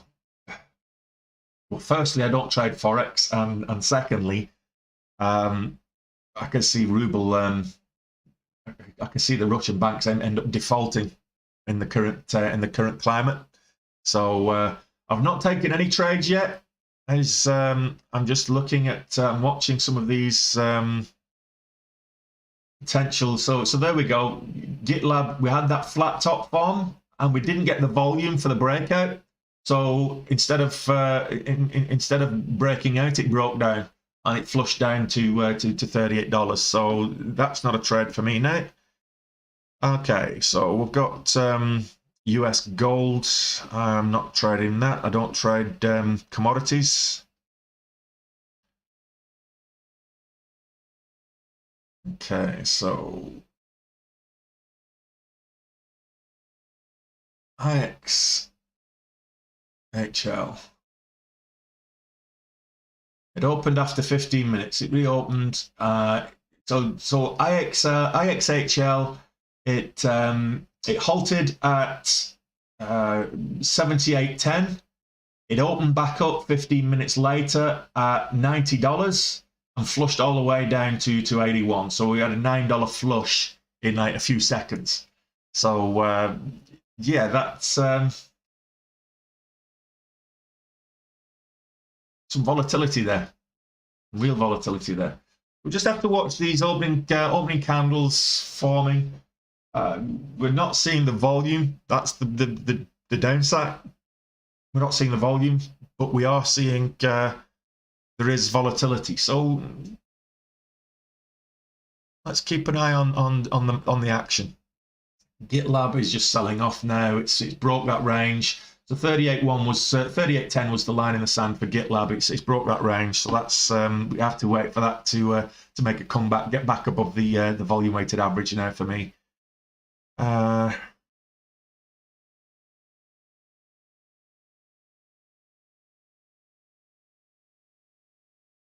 Q. Have a look at Q. Okay, so we're down on the day. But we're going to. So I don't mind trading stocks that are down on the day with the momentum strategy, because if they're making a comeback, they're going red to green, that kind of thing, then you can make some good profits that way. Gaps down and then gets bought up as a investors see it as a discount. But you need the volume. And Q. So let's have a look at the news catalyst on Q. So Q Software. Everest Group maintains inline. Q Software. Okay, it's trading low after company reported fourth quarter financial results and issued weak guidance. So it grew 18% year over year. It's Q4 earnings results is why it gapped down. Is there anything else? A couple of analysts maintaining their position on Cooper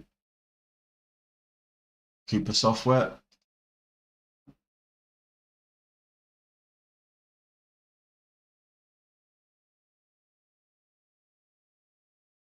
So what's the spread on this? 20 cents. High of 35.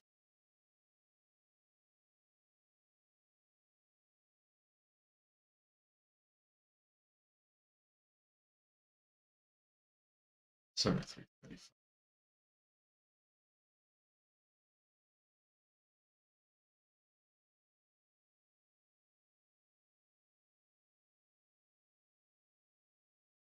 Just watching Cooper Software right now. Pulling back from the high. See on the daily, there's nothing there. We've got a window upwards, massive window upwards here.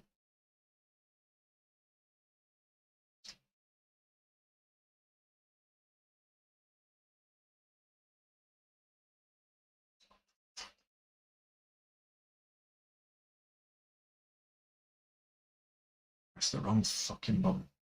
I sell instead of I shorted it instead of going long, but that's okay. Got out quick enough.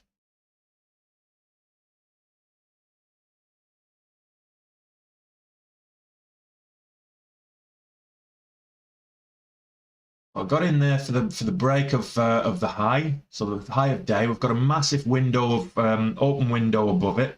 So if I'm looking at the 15-minute chart, you can see this window all the way up to $90. On the daily, there's nothing there, so there's a huge opportunity here, huge opportunity.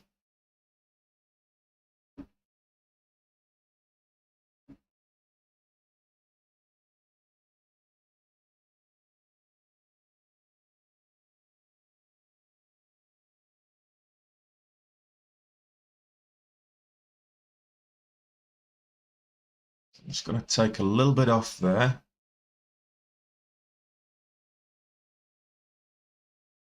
Or not. Didn't get filled.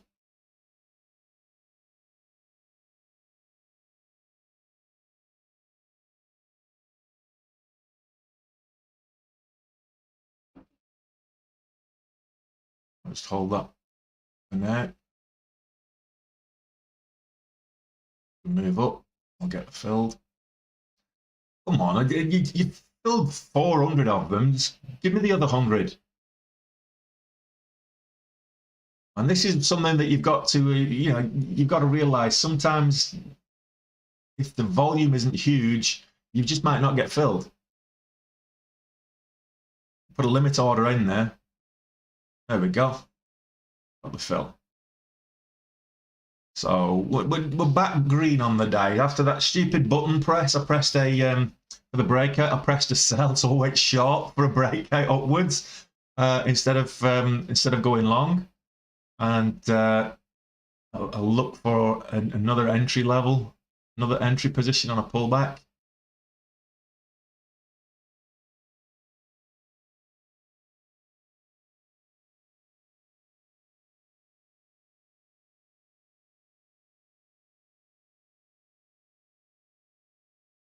Just add to the position there, that pullback.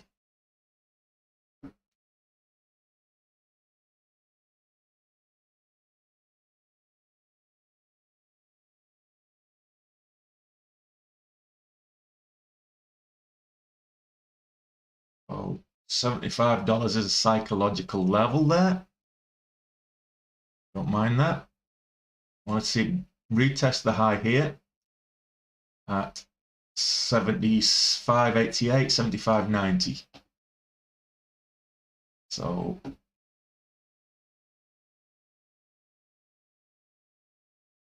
see it maintain above 75. Our average price is 74.49. So this is where we are right now. This was momentum stop. So we're playing the momentum strategy right now. And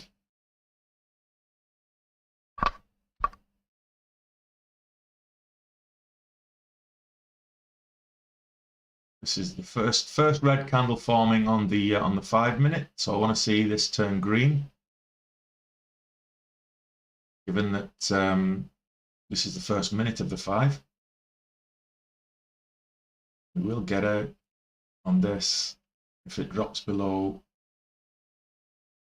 It's the low of this one, 74.50.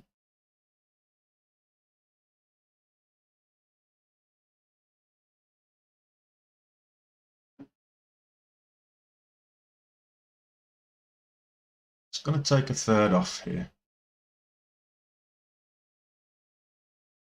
Just reduce the exposure. We've got 1,000 shares. So the equity in this trade is 75,000 at the minute. We've got trading sideways right now along the 75. We're finding a bit of resistance at 75 because it's a psychological level.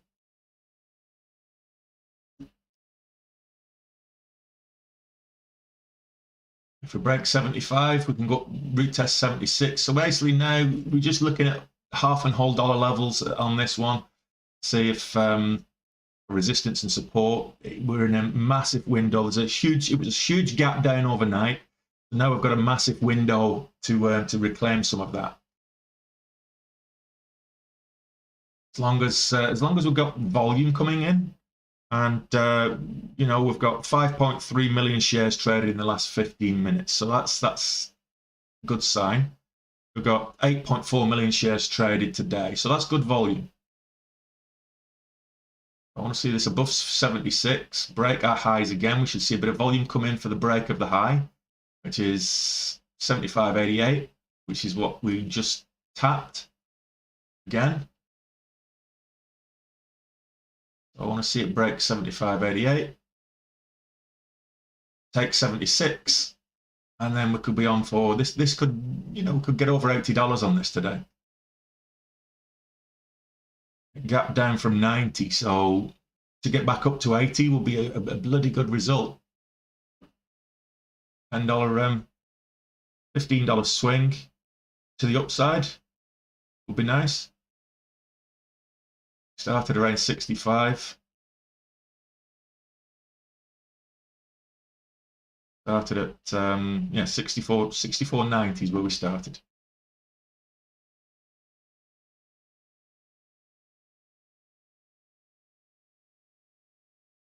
Okay, so what's the low of this candle? I'm looking at 72.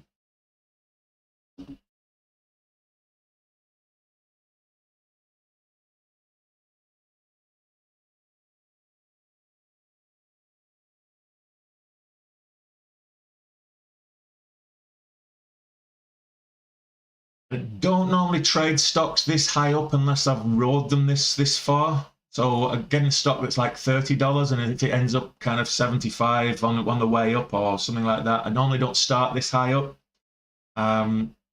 But you know, it's got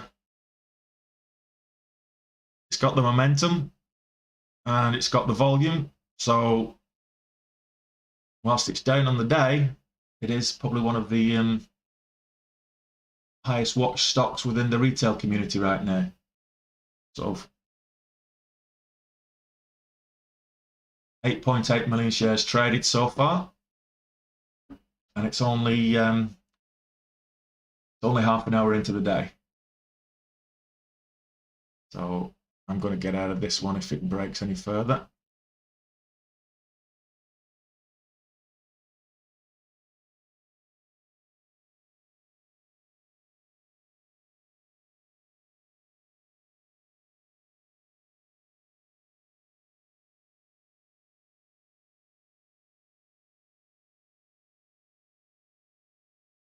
If this then goes back up to 75, so we're looking at I want to see next candle to make a new high. What's the high of this candle? 73.86.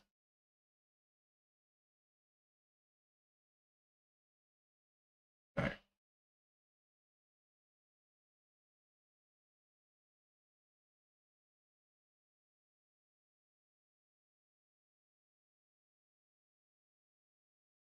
$72.50 and I'm out.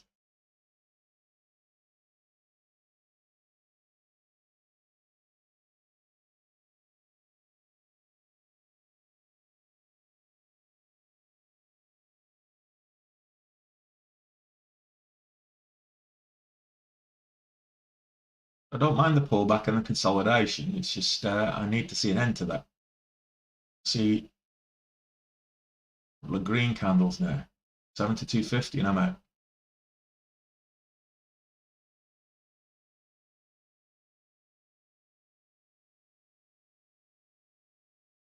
High of that is 70 to 337.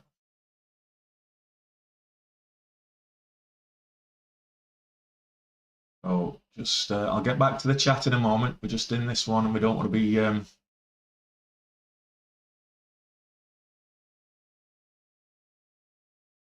okay. There we go. Get out. Okay, so we'll get out of that one. That's gone below the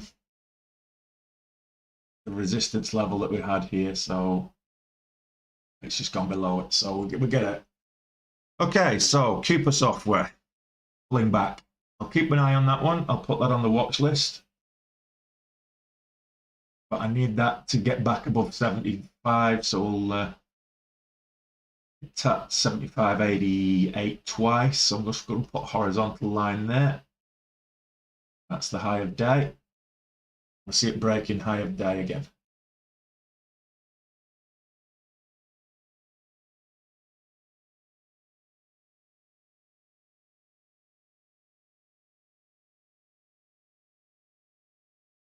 Okay, what else has got momentum? Oh, SBFM.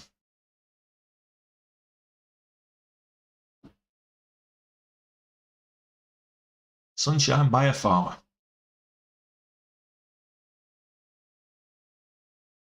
Private placement at the, that was yesterday, after hours. Okay.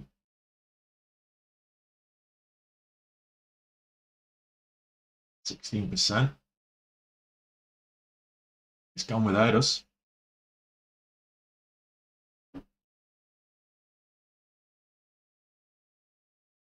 What's the volume? Oh, it's 10% of its normal volume. It's not exactly high volume at the moment. If I look at last 5 minutes, 600,000 shares in the last 5 minutes, so that could be interesting. So the high of day for this one is 475.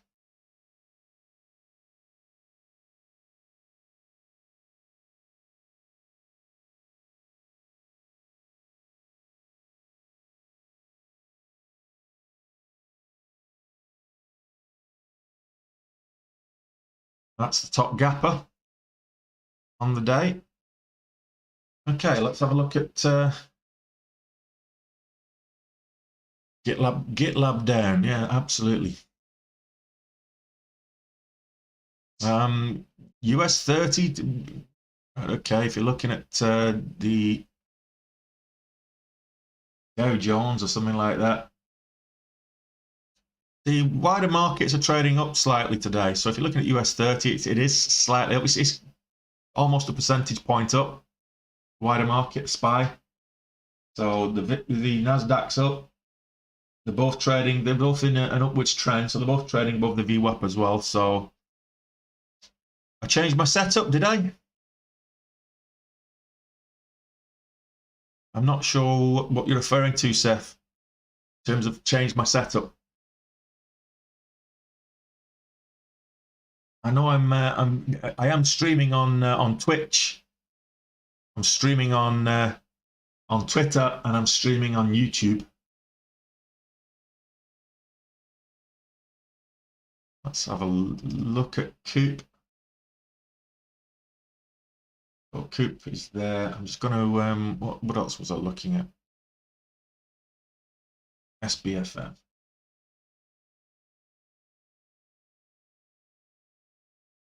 The horizontal up there. 475. So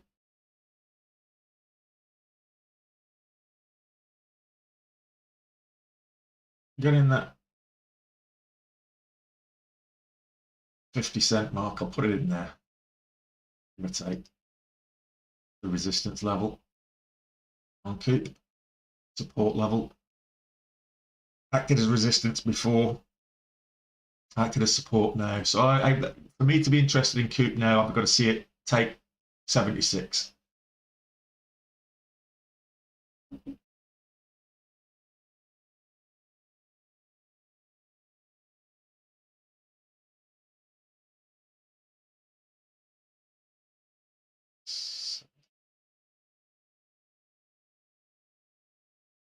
Well,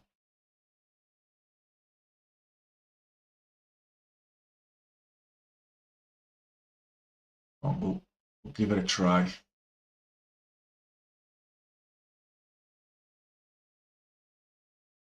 Really wanted to have got in there about 73.70 over 74, so that's not ideal, but we'll hold it. Our exit point there is 72.50.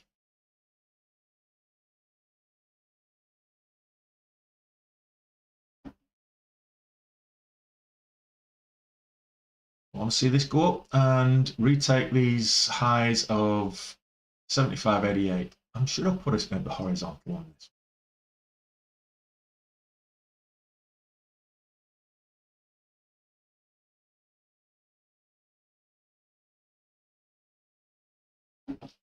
Percentage gain for this month so far. On a percentage, I'm not quite sure. We're at 18,000 up. We started with 29,000. So work that out. I'd have to do the math. So top ticker.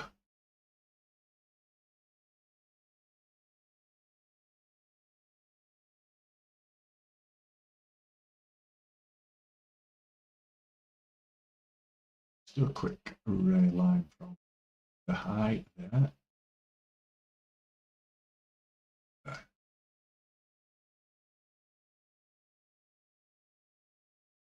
And go on.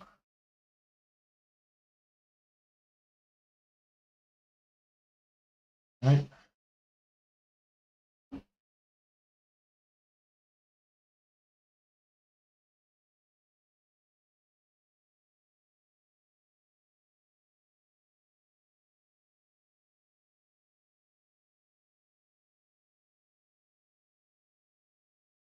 Are you back?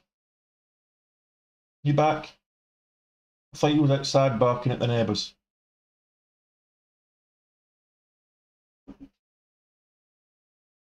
You scared them off? Where are you?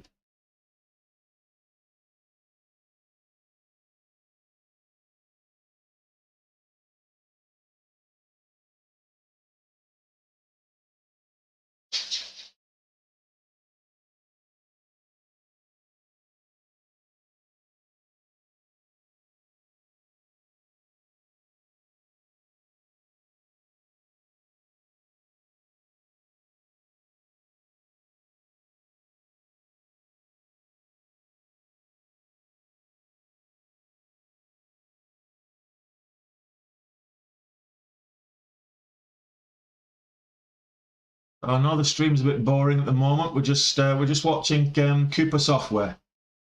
Cooper Software is now in a sideways triangle pennant, if you will. So I'm just looking at which way it's going to break. We've got higher lows and lower highs. This can break one way or the other.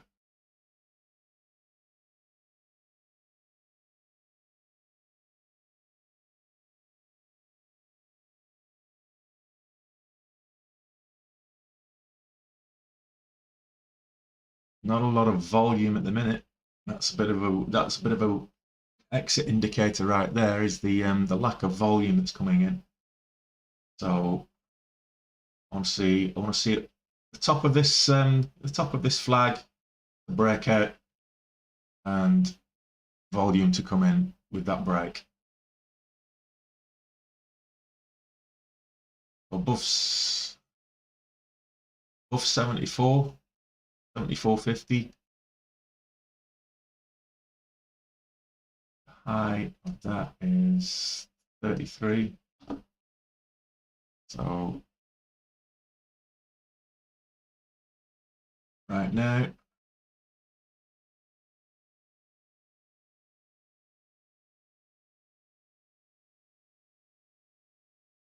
$73 is our exit. We're giving it $1.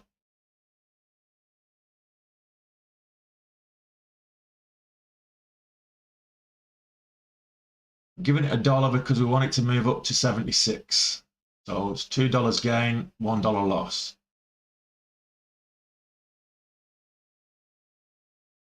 That's the risk reward you want to be taking. It doesn't go your way, that's fine. Just make sure that you get out when you're supposed to.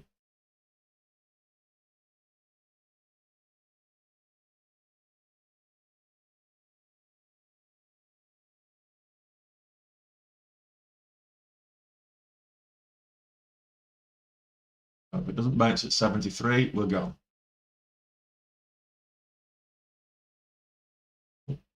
It's meeting resistance at 73 at the minute. Or meeting support, rather.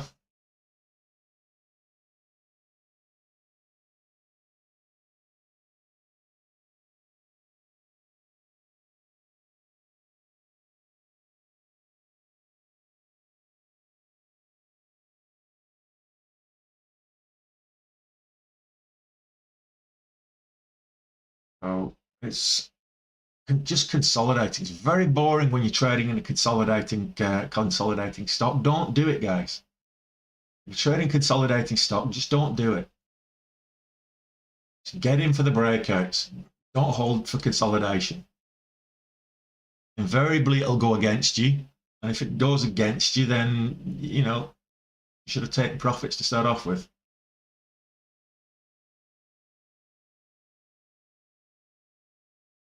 This kind of flat bottom that's forming now with over this last couple of candles, we've got a flat bottom forming, and that's usually a bearish sign. We've got a flat bottom breakdown. It goes to retest 73 again. I think we're just going to cut.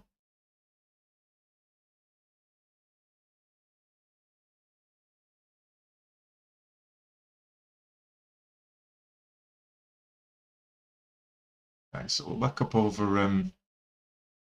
back up to 74.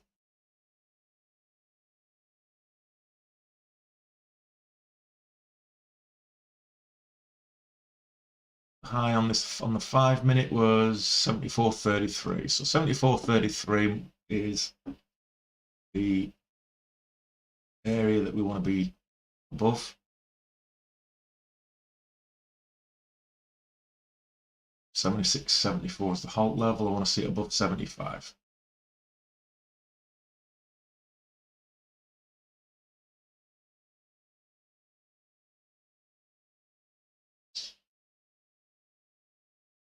A little bit off.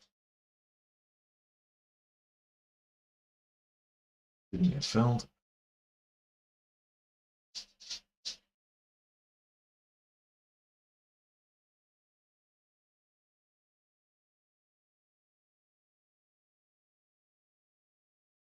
Tried to take 1,000 off, and I got filled for 200. 200 of my shares got sold as opposed to 1,000. Horrible. It does happen.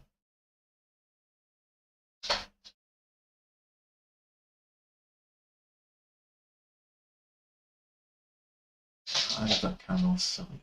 So I want to see above 75 again.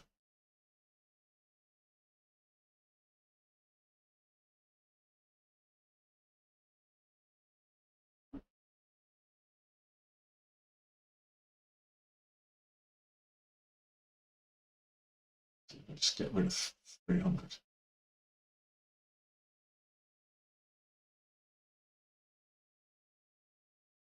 Just not getting the fills here. Got an order there that nobody wants. Just buy my bloody shares, would you?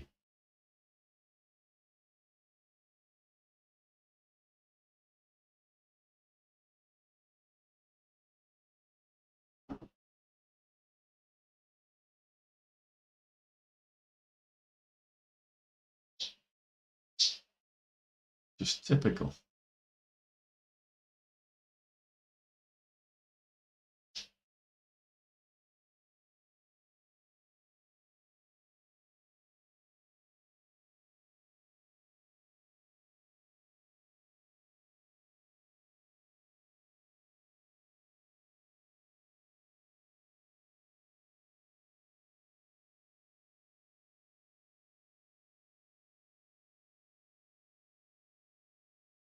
Okay, so we're getting higher lows now.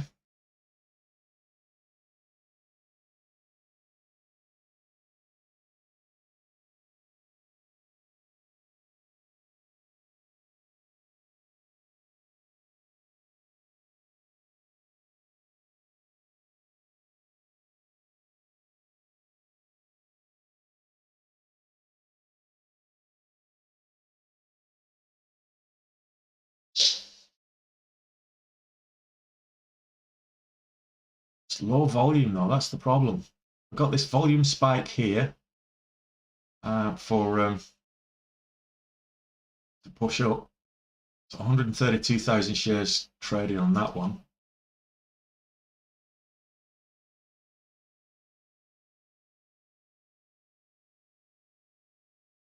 I got. You bought my 300 shares then.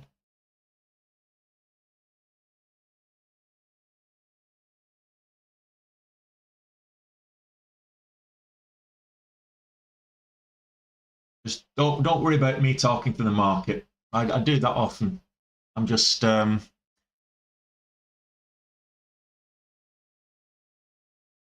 I'm doing okay at the moment, Rockard. We're down on the day, but you know we're trading smaller today, so that's the thing, and that's the main thing is to trade small. When you've had a big red day like yesterday, we don't want to be following that up with another red day. So base hits, you know, trade smaller.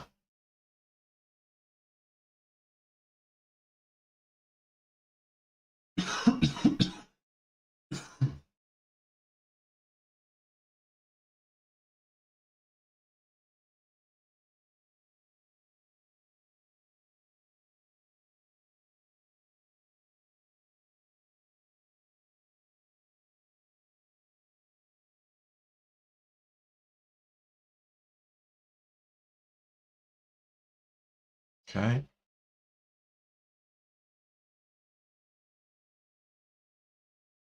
volume come in and push it over 75, 50, 75.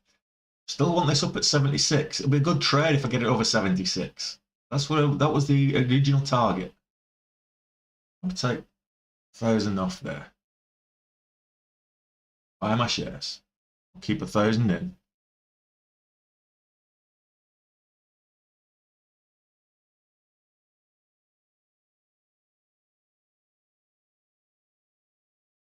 Break of 76 could be worth a bit more.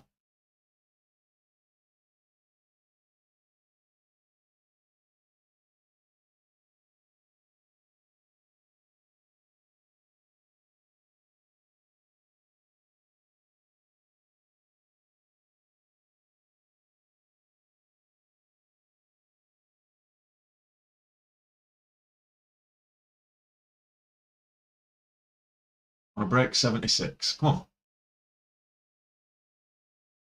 High of day. Get back up there.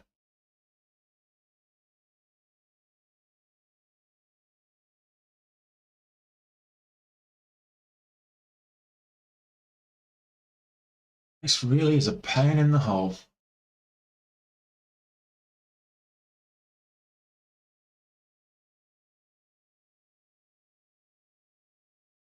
You know what? I'm just going to get out.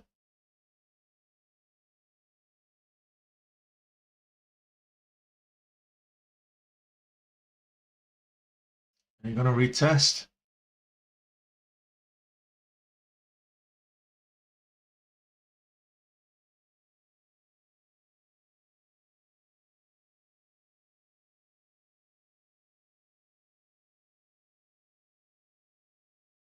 Let's get out of that one. We're breaking even on the day so far. And I'll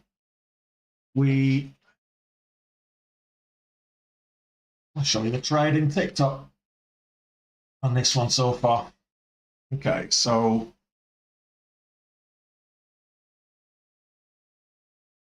this is Cooper software. So we started off, we actually entered and exited there at the same time. So here I shorted it when I should have gone long, so I exited $300 loss straight away. Then we went long, we took some profits here, we added to the position, took a little bit off, and when it came all the way down here, that's when we actually took some off that, reduced the exposure. Then we were looking for the break here. We added to the position, it didn't. So then we're coming back down here. We actually took some profits here, and then we just got out here. So it's going to break now, and it breaks 76. We'll be interested. Okay, so we've just entered a position there, and I will flip the camera and put you back so I can trade this bit higher day break. So we just did that 76. We just entered at 76.41. So we're right. I wanted to see that break with volume. It didn't come. I want to see it now above 76.77. So we just entered that with the break of highs. The high of this now is 53. I really wanted the break of this 76, not 76.41. So this pulls back below this candle. What's the low? I'll just get out. 34.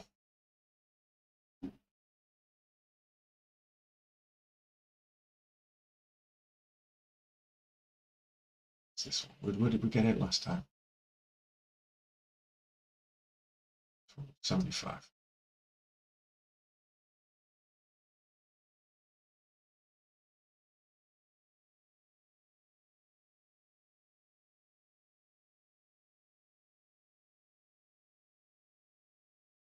All right, 75.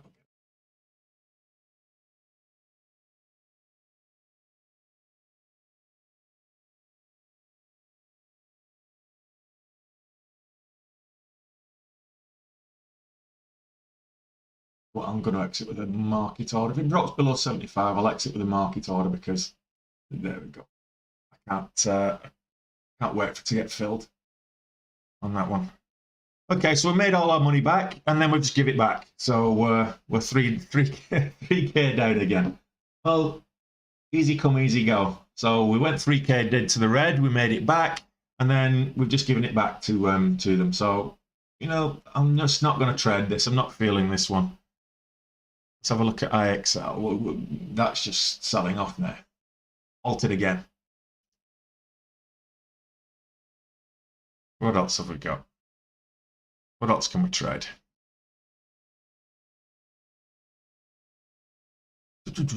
Kingsoft. What's the...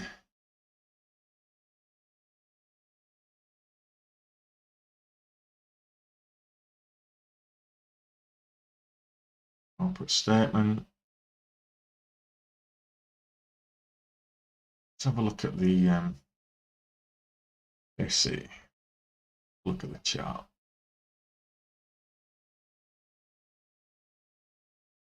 That's trading on 7.9 million shares, $3. What size is the float?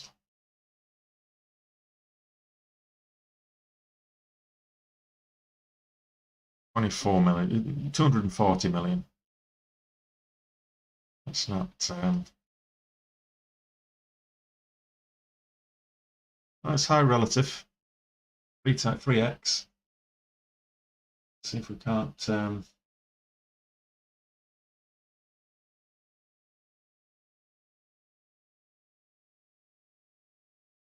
just looking for something to trade, basically. Becky. Yeah, go on, yeah. $10.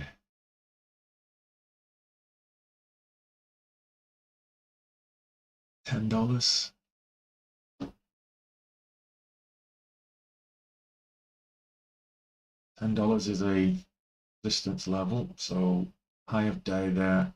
Breaks $10, that's fine. We've got support there previously. Psychological level, so what's the high of day here? It's 10.12.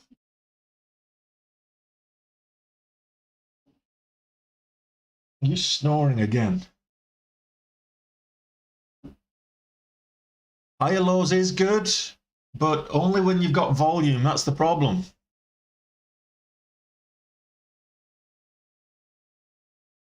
What is the ticker? Which ticker? It's I was trading Coop Software.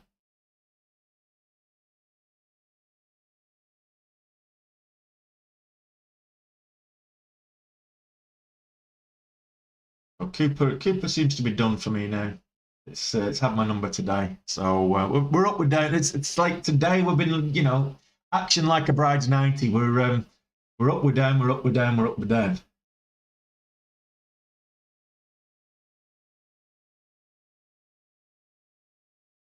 Hate trading through yeah, that's the problem, Aristocrat. The volume is just very, you know, it's got to be relative. I mean, if it's like you say, Bank of Ireland, Bank of America, if it's trading, you know, a million volume, then it's not going to make any impact. But if it's more than a million,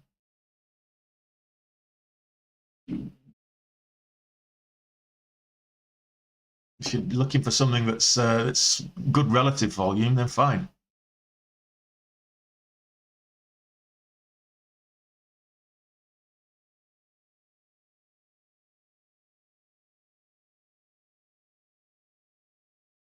Keeper.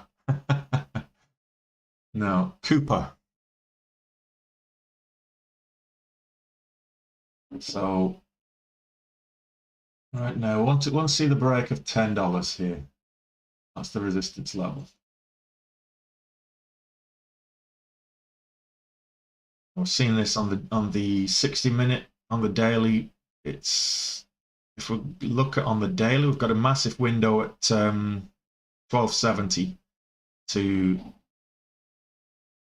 13s. Got like 40-cent window there on this one from 1270. If this gets back, can get above $12, we've a chance to hit that window, and that could be interesting.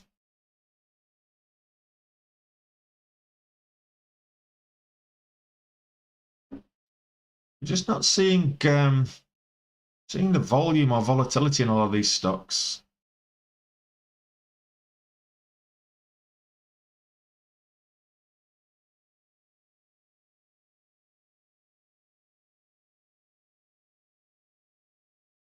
We just saw that moved up over the course of from 10 till 10:20, 10:25, yeah, 20 minutes, and there was a little pullback, which effectively a bull flag, and then we saw the volume really come in for the break there of the bull flag pattern on Becky, which is what's it called?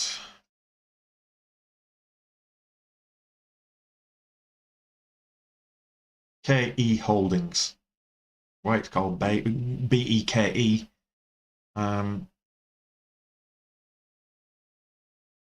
Looks like it's a real estate stock.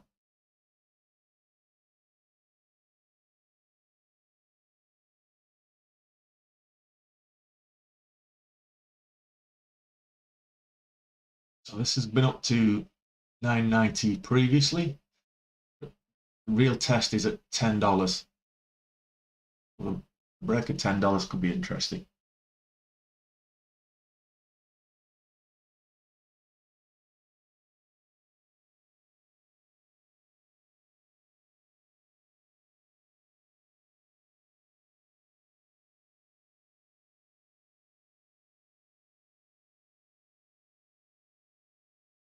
Okay, what else is moving? Have you seen anything else moving? Upstart is on the move.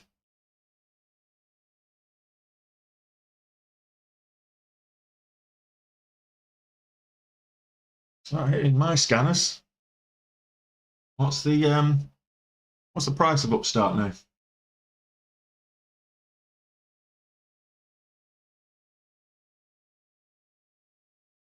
have a quick look. Well, it's still not. It's only 5%, 6% up on the day. So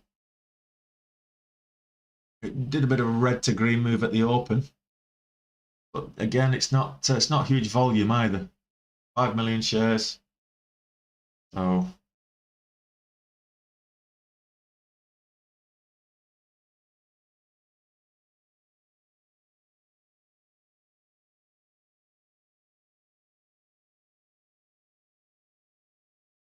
we're looking at this $10 level for as a key psychological resistance level on Becky. Let's have a look. I want that.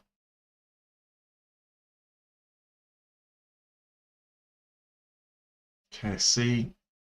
I look at that earlier. Yeah, it's low volumes. We're approaching high of day though. Let's have a look. 314s. Went up for a retest. 314.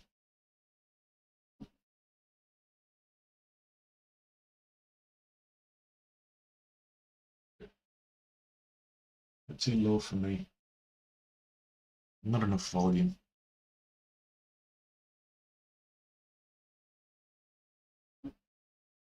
All right.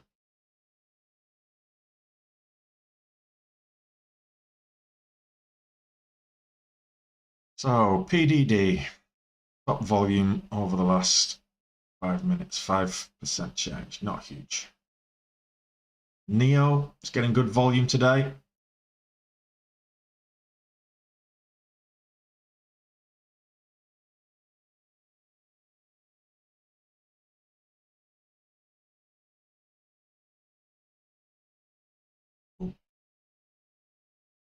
Beck is the one to watch for me at the minute in terms of volume. That's where we want to be. We want to be going where the volume is. And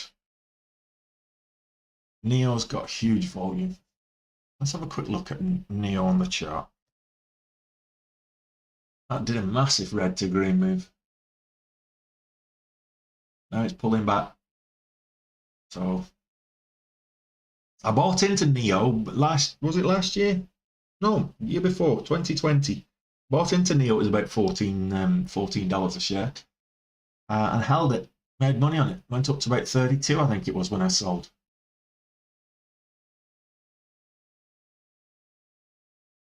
It's not the type of stock I'm investing in long term. I'm bullish on the EV sector though.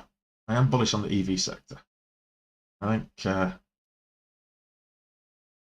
it's only going to go one way. I don't think I'm going to be trading Neo, even though it's got the high volume. 1460s. It's not, the range is not.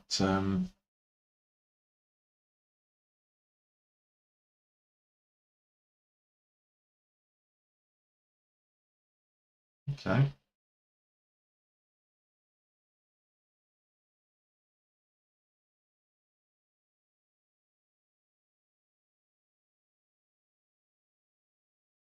KC's the top gapper. No volume. Come on, guys, you need to help me out with the volume. GitLab selling off. Agri sold off. BTTX sold off. Get rid of that. Get rid of Agri now. That's done.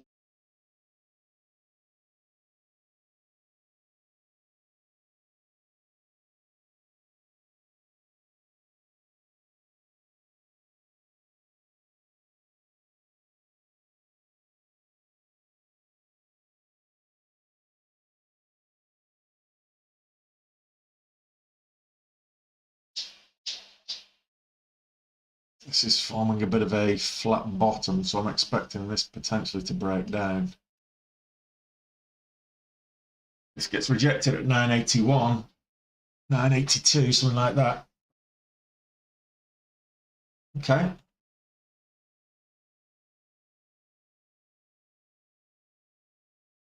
So if it goes up to $10, we could be interested. Breaks $10.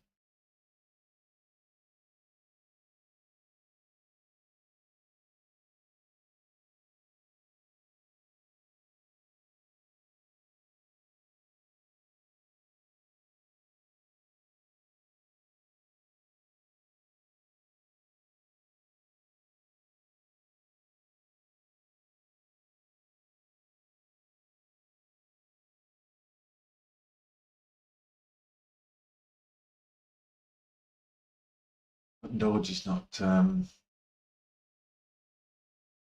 impressing me at all.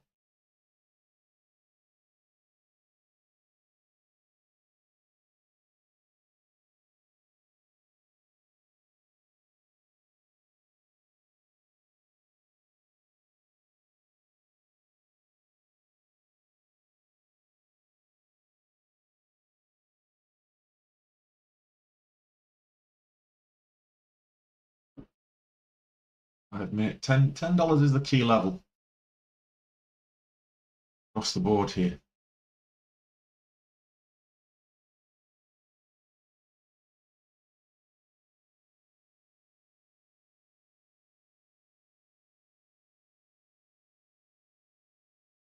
But we're just watching Bakey, BEKE.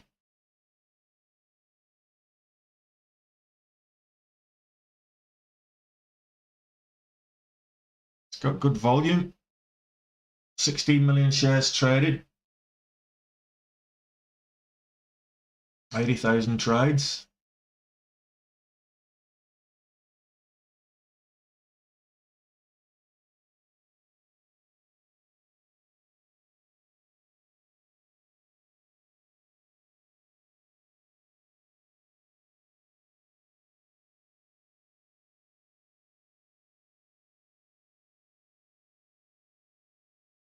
Enter for the break at 10.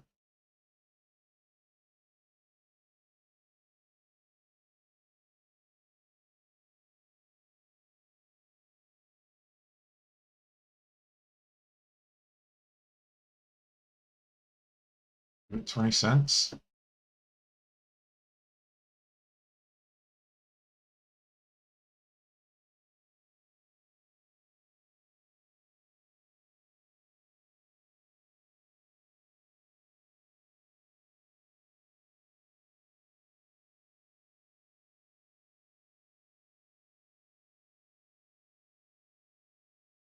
Finding a lot of resistance at 10.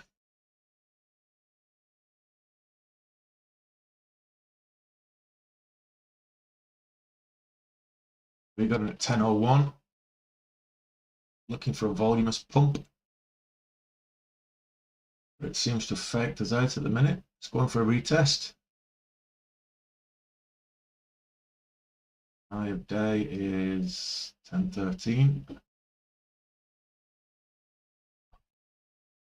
Oh. Let's see it take 10, get over 10, and then over 10.10. I say 10 more times in a sentence, and like it's cowboy time. 10 to 10, 10 to 10 to 10 to 10 to 10.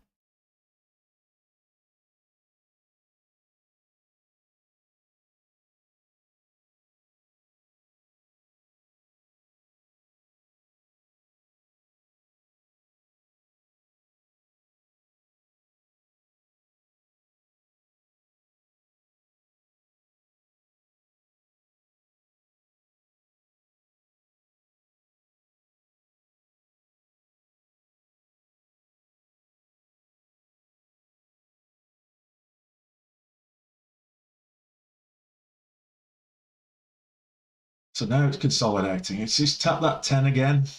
Is it going to go? Are we getting that flat top formation over on the 5 minute maybe? We're getting ascending higher lows on the 5 minute, but we're only just into this first this candle, so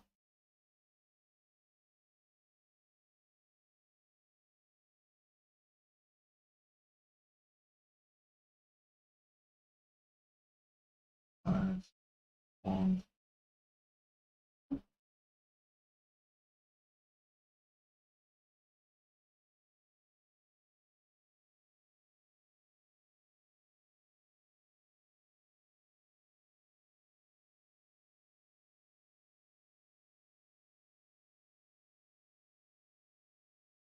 A lot of people trading it.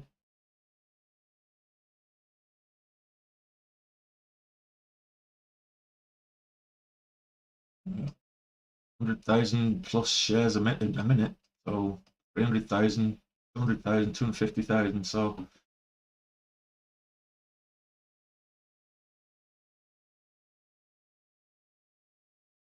0.4. So that's looking at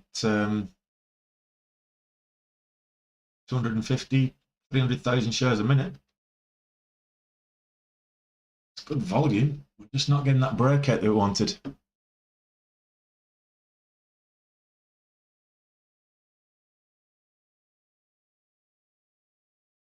Let's see it break up over 10, 10, 10, 10, 20. Here we go, a bit of volume coming in.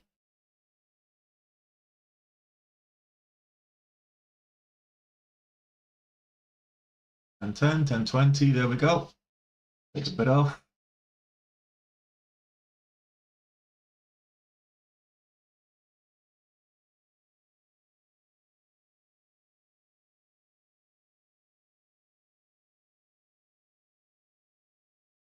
Break 10, 20, then add to my position at 10, 25, psychological level. Currently double topped here at 10, 15.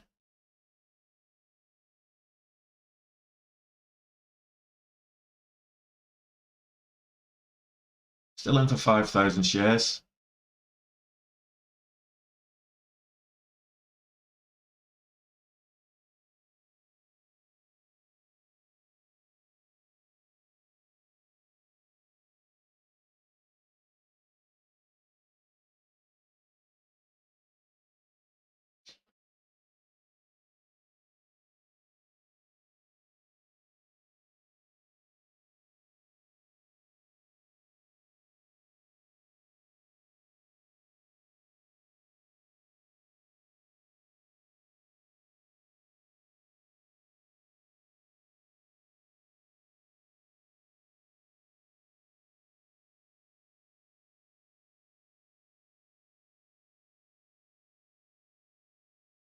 And 01 is our exit position now. Break even.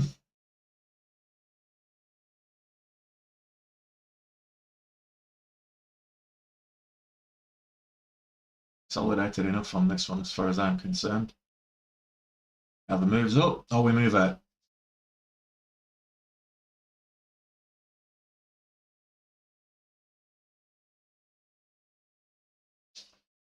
Right. 350 bucks. It's a basic. We can always get in again later if it starts behaving in a way. So we got in there just over 10.01, and we exited half of the position at 10.10. So then we got out at 10.01. 10.0. So what's that? We got out at 10.01. So break even. So yeah, half of the position, 5,000 shares was profitable. The others break even. So that's high of days 10.16.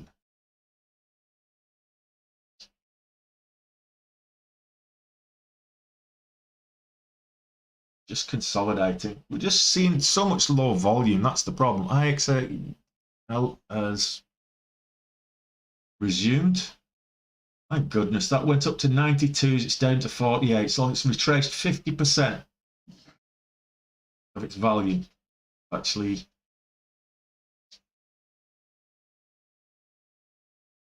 where did it start yesterday?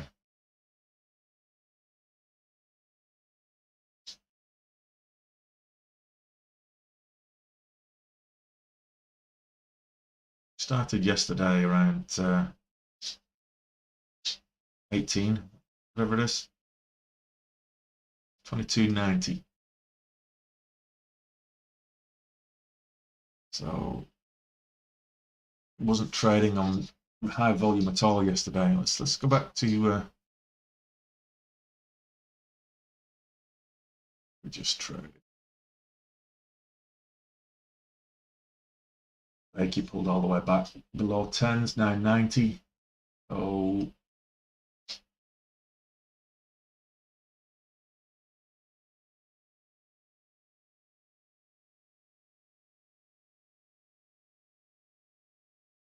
and 17 is the new high.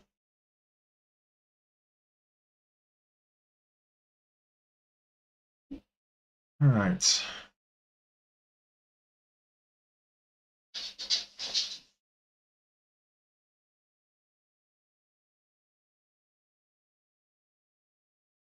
EDD, let me have a quick look at that one. That's huge volume. Back.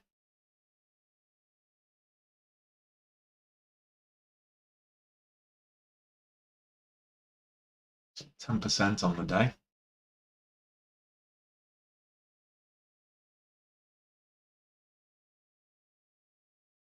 Really. But at the moment, we're just chasing action, which is not really a good way to try and find trades because there's no clear setups. We're struggling with PDD's got huge volume. What's the float on PDD?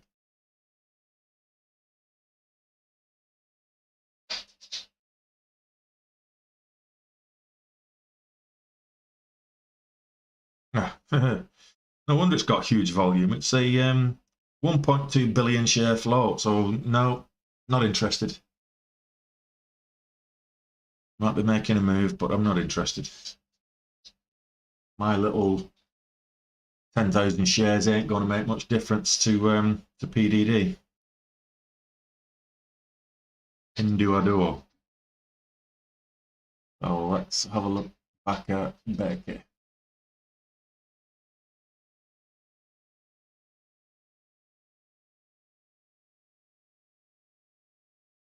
Just trading sideways now. Moved up to above 10, and now it's kind of ranging. There's a 50-cent range. It's halfway in the middle of that now. So, okay. So what else? Let's go back to the chat. What's the plan for Becky?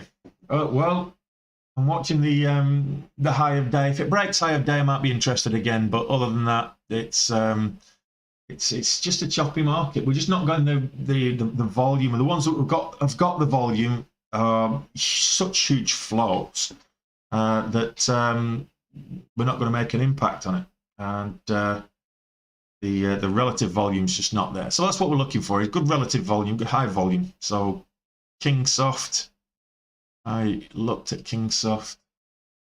We're not getting where we're getting the volume. We're not getting the volatility. Where we're getting the volatility, we're not getting the volume, and we really need both for the really good setups. We're just not getting the good setups today, which just shame because I was in a good mood coming into today. I traded Cooper Software earlier, lost money on that one, and we've traded Becky and gained on that one. So we're 50% accuracy, but we're down on the day. 3.5K down on the day. So just looking for a good setup.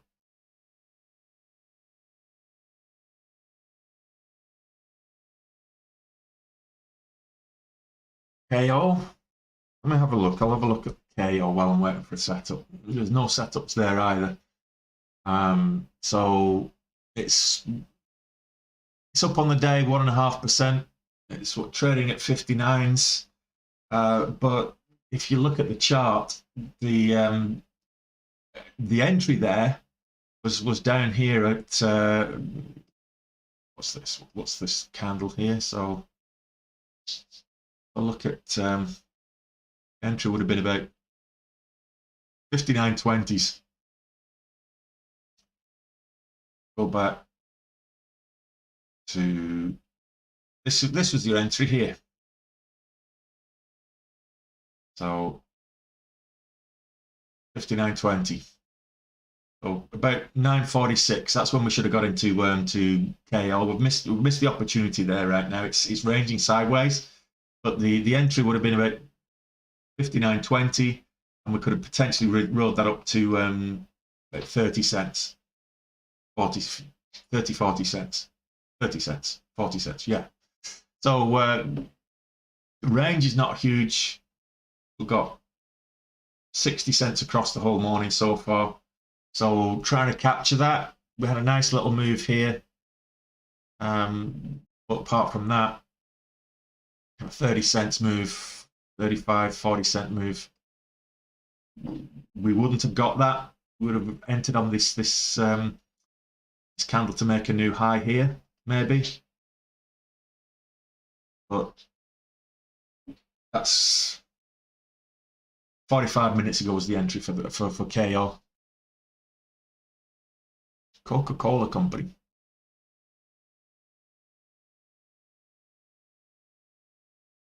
go back to Becky.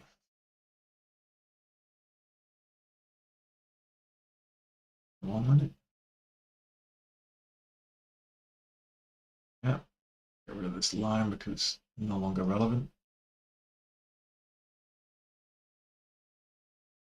So we've got this range 65 to 17, 1017 to 965 is just ranging in there, and each candle's not got a huge range in there either, so it's very choppy. So I'm looking for a different one, looking for a different ticker to play with, and we might not get anything. I might take the dog for a walk in half an hour and not get anything. So we'll see. Butterfly. Let's have a look at Butterfly. Missed the entry there. What was this pullback?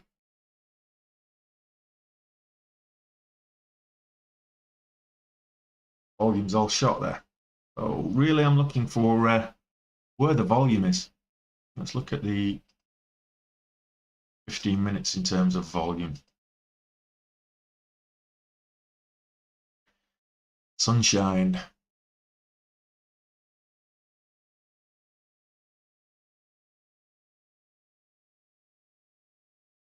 So now I'm looking at both 5 minutes and 15 minutes in terms of volume, and so I'm looking for momentum stocks over the last 15 minutes or so. So I'm looking for where the action is.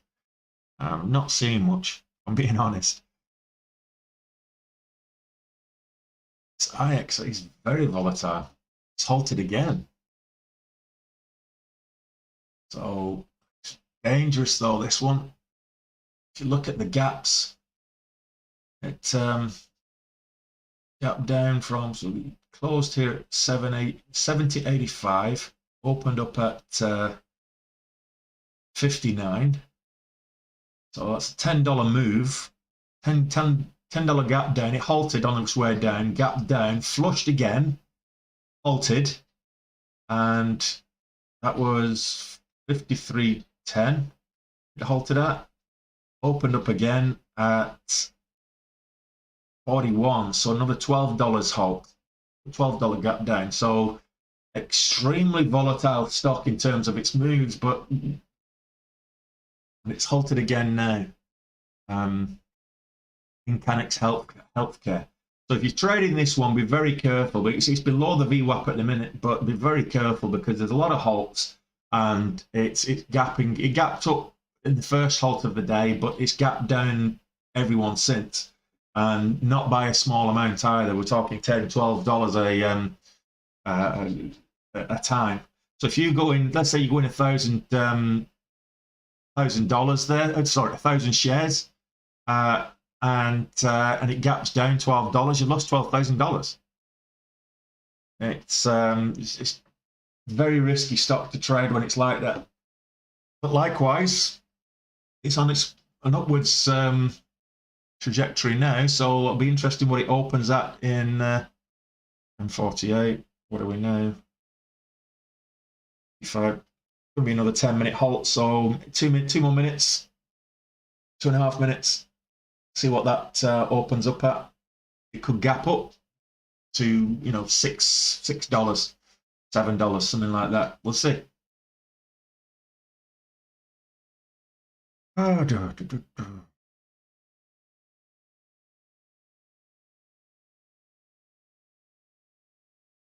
It's where the HTHT.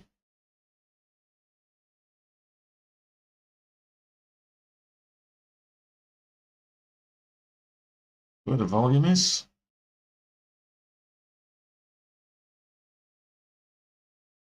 $24. That's the highest day so far. That's an interesting level, actually. $24 on the daily. Hourly. High of day currently is 24.31.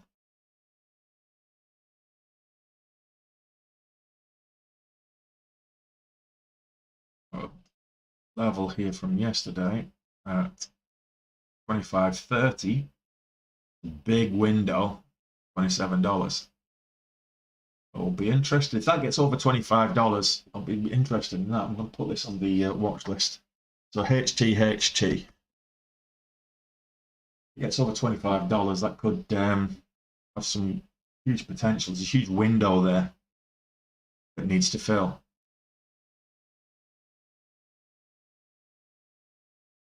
Right.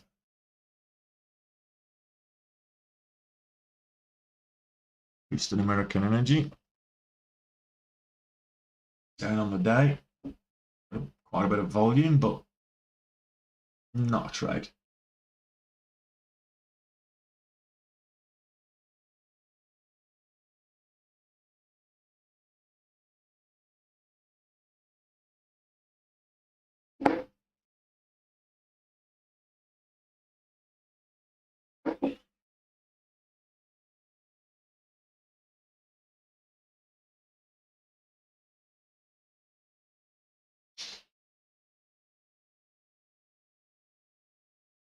Okay.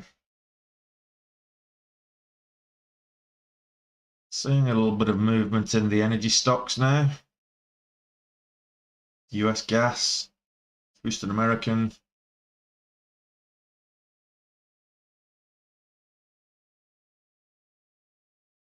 It's not huge movements though.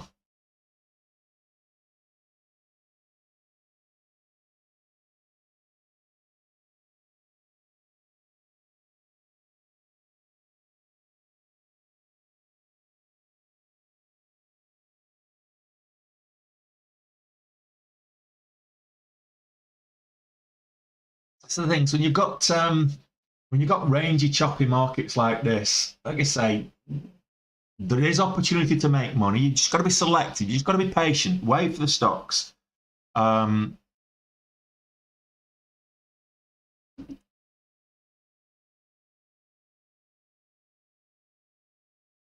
Yeah. Just wait for the stocks to come to. Wait for the setups to come to you. Just be patient. You know, we're 90 minutes into the market. It starts to cool off a bit now, but we might get a news catalyst, and we might see something go on a bit of a run. And if you do manage to get something, then you know, base hits. Take $100 here. Take $200 there. Take the small hits. Don't copy markets like this. Trying to get a home run on every trade is a recipe for disaster. When the going's good in a hot market, when the going's good, it's like everything you touch turns to gold. In a choppy market like it is today, you've really got to be patient. And taking a trade just for the trade's sake is going to be a recipe for disaster. So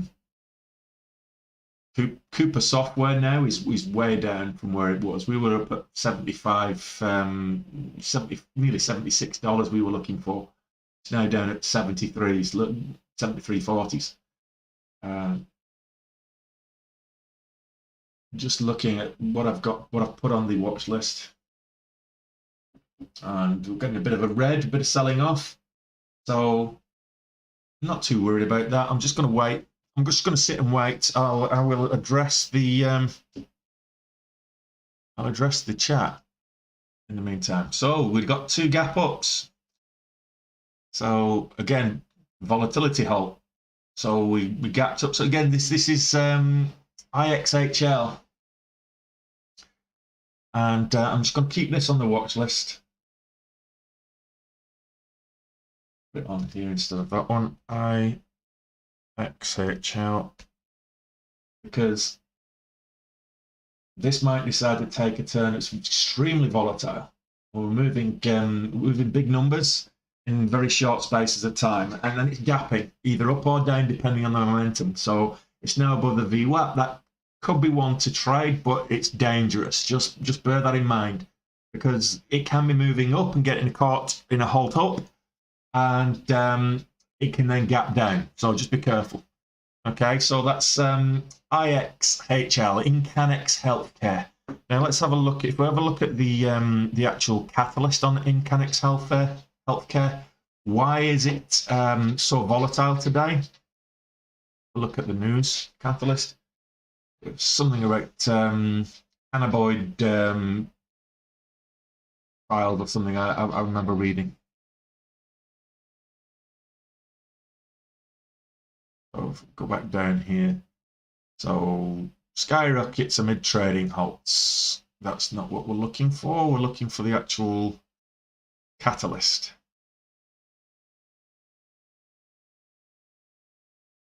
I think it was yesterday. Or was it last week? Ah, there we go. It's from Thursday last week, and it's kind of a delayed reaction to it, actually. But Incanex's cannabinoid combo product produces AHI in sleep apnea patients. So they had clinical trials announced, results of clinical trials announced last Thursday afternoon, and that's the only really. Had a very volatile day yesterday, and it's having a volatile day today. So that's IXHL, Incanex Healthcare. Let's have a look at the data. So 48 million share float. This is small enough. It's not shorted as such. So it halted at got a minute to go, minute and a half to go before it resumes. Be interesting to see what happens. Let's zoom in on this.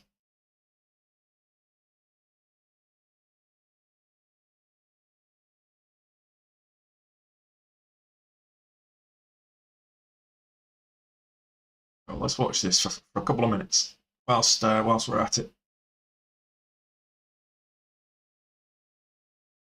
Alistair, I'm doing what I can. I'm just waiting for the setups. It's a quiet day. I mean, I had one trade that went against me, and I've had one trade that's gone for me. This one's bigger than the other, so that's it. So I've not taken that many trades today. It's been choppy and a lot of sideways movement.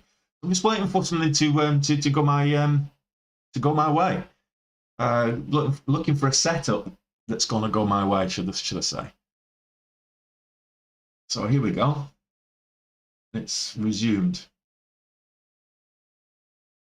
Is it going to halt again? 66. There's no entry point here. I mean, I'm just interested in the movement of this because there's no entry here. So I can't take a trade because there's no setup. It's just extremely volatile. And we're filling this gap here. Price action.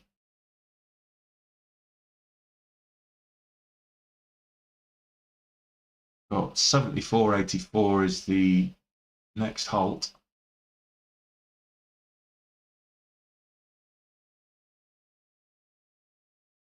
And that we're about to enter. Oh, false halt.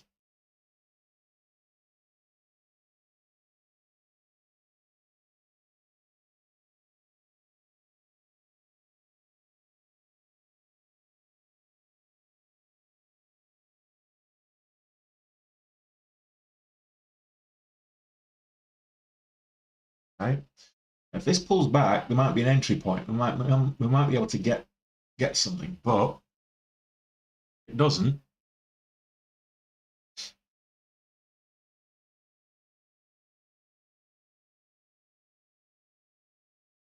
$62.96 is the entry, is the halt down at the minute. So is it? And that's where it is. If it right, okay, right. So 62.15. It's just incredibly volatile. Incredibly volatile. I mean, you're going. Just can't see an entry point here right now. It's moving $5-6 a pop. I mean, right now it's there's a $6 spread. That's way too risky for me. $7 spread, $6 spread. That's way too risky for me. I don't mind $1. I don't mind taking $1 or $2 even, but $6. Now it's $4 spread. So this is wild.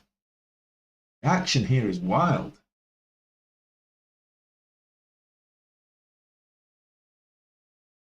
I'd love to try this, but it's just so risky, so volatile. Movement. Look at the volume as well. It's moving on, and the volume isn't huge. So the movement's big, but it's all on low volume. So if I look at this, how many shares is it traded today? It's 300,000 shares. And it's madness. It really is. Absolute madness. It's just, I'll keep an eye on that, but I don't think I'm going to be trading. That's way too risky to trade. Okay, let's have a look. What else is moving?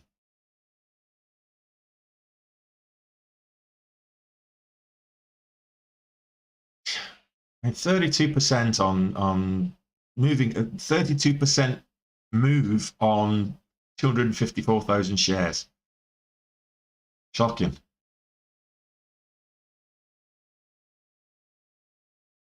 Let's go for SBFM again. That's below the volume weighted average price. Okay, well we've got half an hour left of the stream. Let's see where we get to. There's not a lot happened. So Poker Kings once had 30 quid spread. Yeah, no, that's it. When you've got a spread like that, so this platform is Daytrading Pro. The trading platform is Daytrading Pro. But when you've got a spread like that, it's huge. Huge. Alistair, welcome to this side. Welcome to the dark side, so to speak. I want to see SBFM getting above $4 for me, for it to be of interest. And we broke that little resistance level. That's where the volume came in. So 372. Yeah, when we broke 372, a bit of volume came in. Now it's pulling back. So that's a cup and handle almost, but that's got to be above $4 for me to be interested.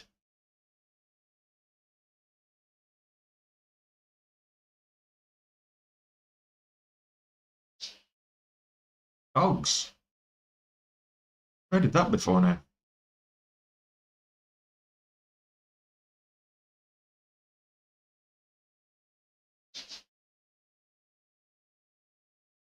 Now GD. Let's have a look at this. Not enough volume.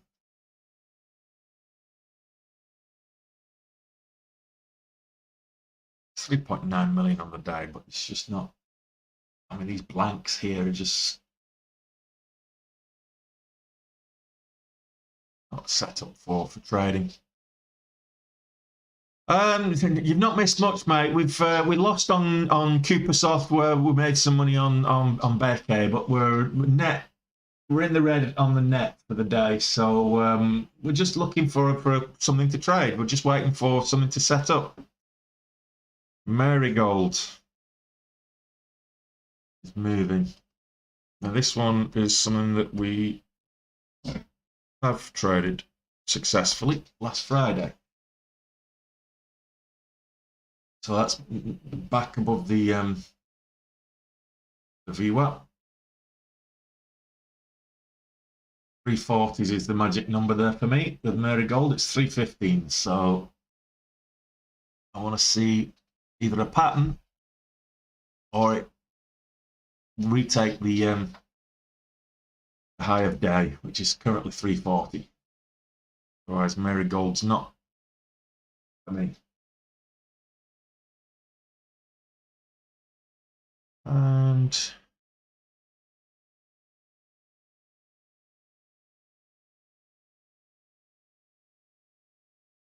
you stink.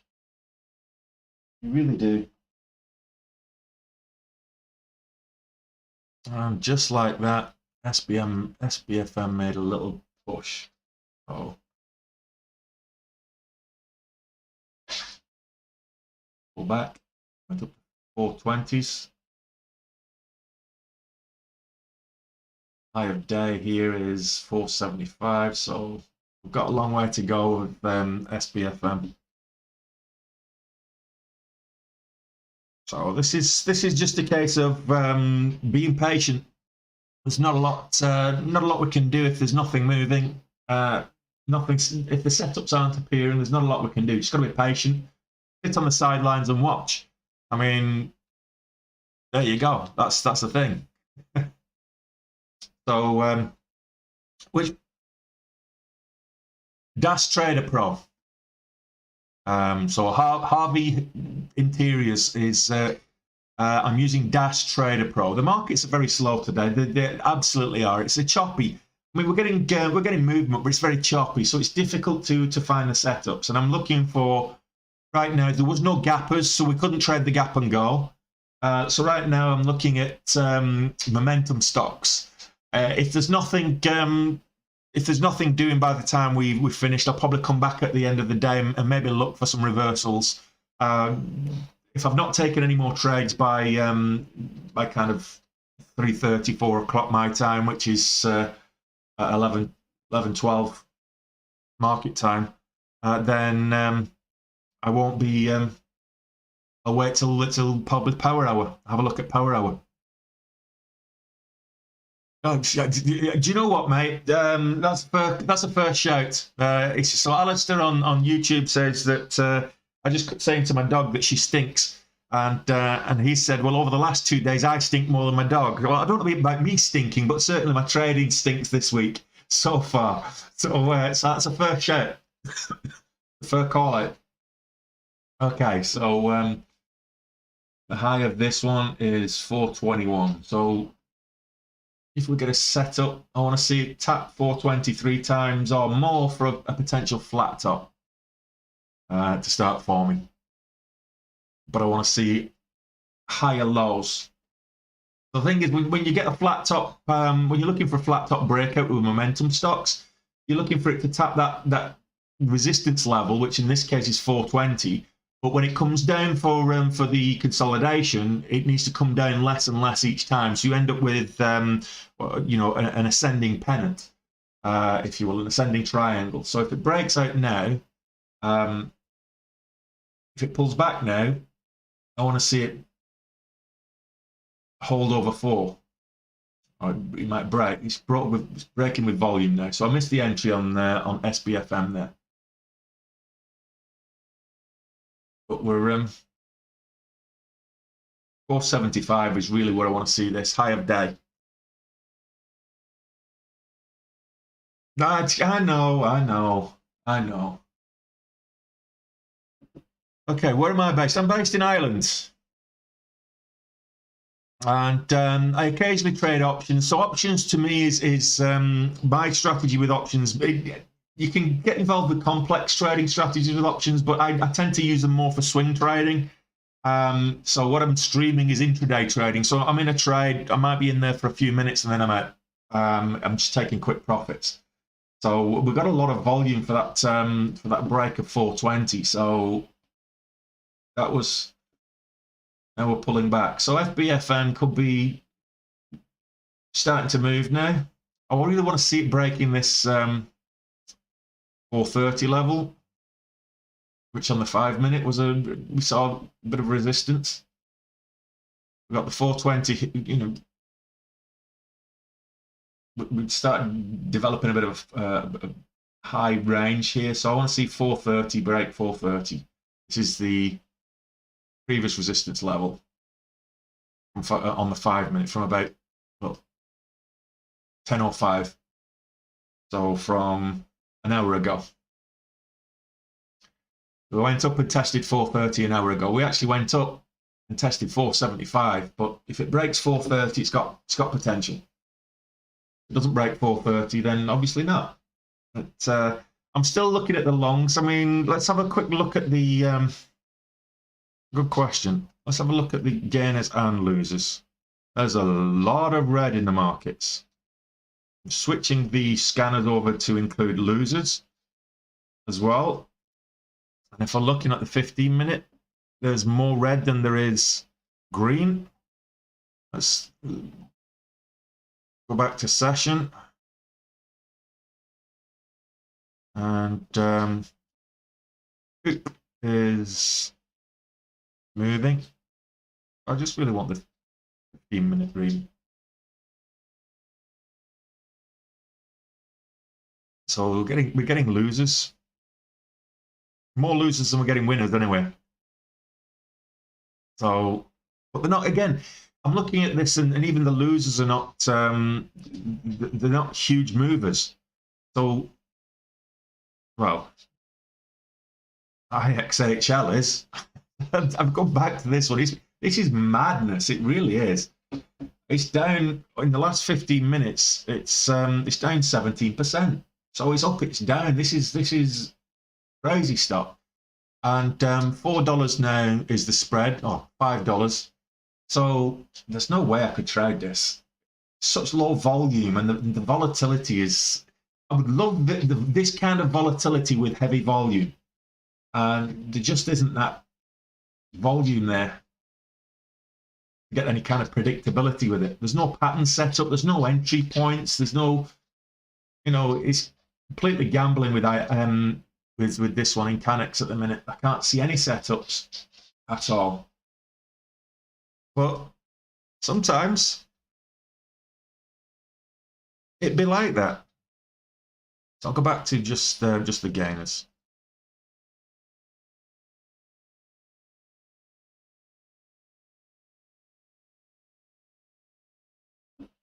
Okay. So over the last 15 minutes, SBFM is the one that's really making moves. But it went up, rejected at 4:30 like it was just after 10 o'clock. So I need that above 4 and hold. It needs to get up towards 475. It's not going to be reliable unless it breaks the high of day, that one. I did briefly, I shorted Cooper earlier and lost $320 on it. But that was by accident more than anything. So, okay. Cooper went sideways, and it certainly did. Certainly did. There will be a huge move today. SBA, let me have a look at the SPY. It's 422. S&P 5 is it's up on the day. It's up a decent amount. It's 1.3% up. So HT. There's nothing holding the momentum. There's nothing adopting a trend and then going in for the continuation. That's what we're missing at the minute. Well, the thing is with Elliott waves and all those kind of technical indicators is the lagging indicators. Yes, they can. You can get the technicals. It follows the technicals, but they're not guaranteed to follow those technical levels. As a pattern trader myself, I mean, I've been faked out twice today already with higher day breakouts and flat top breakouts and what have you. And I missed a bull flag entry earlier. So there's nothing guaranteed, and your Elliott wave is not guaranteed either. So I wouldn't use something like the Elliott wave for confirmation rather than as a signal for entry and exit. You need to be looking at the price action, and you need to be looking at the intraday moves for your entry and exit. You look at your Elliott wave for confirmation that you're getting that right. The same with your RSI or your Bollinger Bands or your MACDs or anything like that. Well, you trade it. That's hopefully you'll be right and you'll make some money, and you're able to come on this stream and say, Tony, I told you so. I made an absolute fortune, and I'll be absolutely so pleased for you. I will, because as far as I'm concerned, the more people that make money in the markets, the better. Hence why I'm trying to educate people about making money in the markets. It's there to be made. This is something that we should be taught in school. We absolutely should be taught in school. Well, inflation is at a 40-year high at the moment. So just been asked in the TikTok chat, what's my thoughts on the inflation? Inflation's at a 40-year high. But I grew up in the 70s, so well, I'm a child of the 70s. I grew up in the 80s, but I'm a child of the 70s. So we had double-digit inflation in the 70s. The 80s, it was around what the levels that it is now, between 5 and 10%. I think it's currently in the US, it's about 7% last month, which is huge. So it's I'm a little bit concerned about the inflation levels, because no government, particularly in Europe, Europe just seem to be completely oblivious to it. They're saying, "Oh, we're not going to make any changes." Nobody's actually putting any measures in place to address it. And wages have not gone up in a lot of companies. People have not seen a pay rise in 4 or 5 years, so they're actually losing money. Which is again why I trade the stock market, because I can't lose money on inflation if I'm trading the stock market. If you're investing long term in the stock market, you're not going to lose money on inflation. The markets will beat inflation every day of the week. They might be pulling back now, but I mean, if we're talking long term, the markets will beat inflation. So you're always going to be quids in. Banks aren't paying interest. Mortgage rates are still very low. That probably needs to change. The cost of energy is what's the big thing that's going, because if you look at the cost of energy, that has a direct knock-on effect. So oil and gas prices in particular, but then that has a knock-on effect to renewable energies like wind and solar and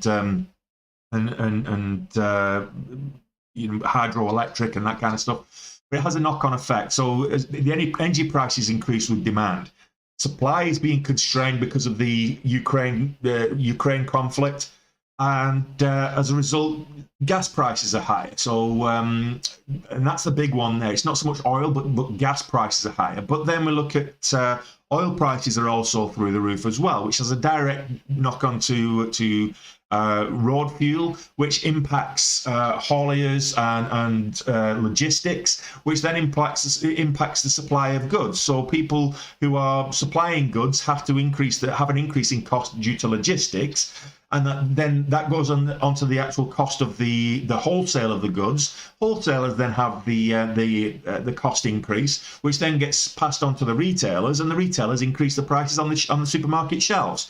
So who's the people that don't have anything to do is Joe Public in the street.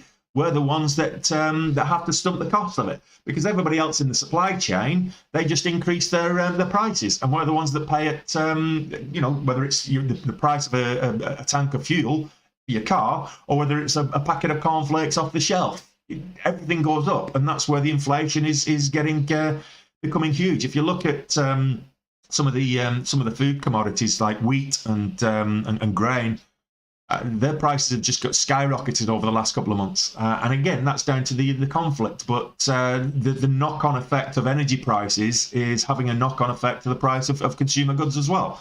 So it's I'm a little bit concerned about inflation. We need to start making more money. I need to start making more money. So guys, you need to go out and buy my course.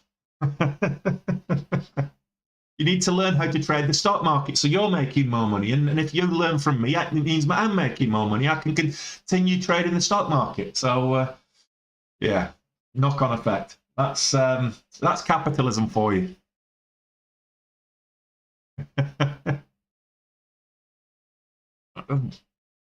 What are we looking for here? What are we finding?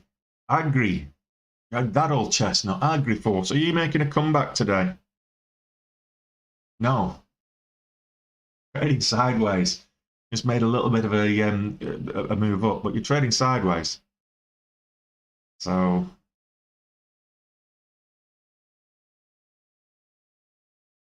EWAC, oh, my old friend Donald Trump, making a little bit of a move. On the back of what? Why are you making a move? I think I've made more money with DWAC than I have with any other stock.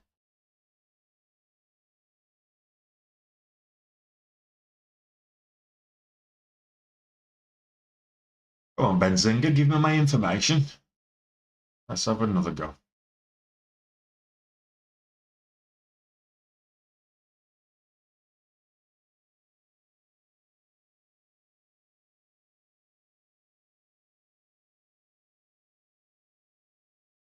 Give me the information.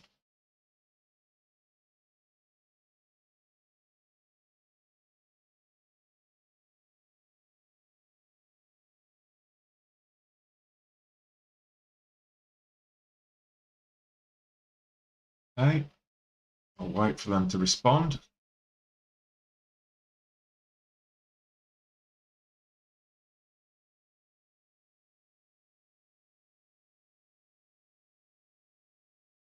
Okay, I'm going to have to reload this page.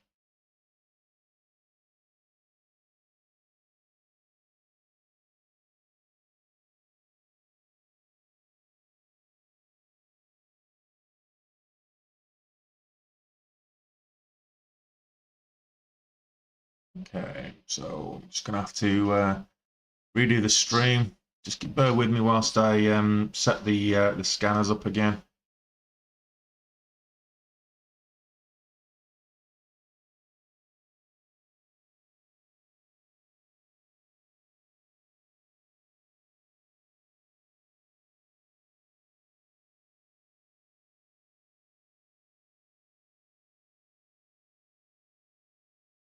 That occasionally happens.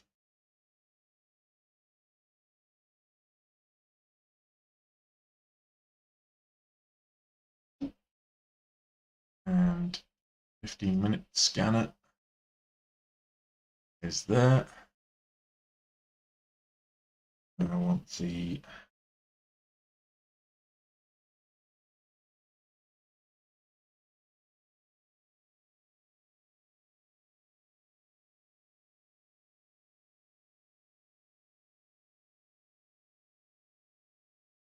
volume scanner. So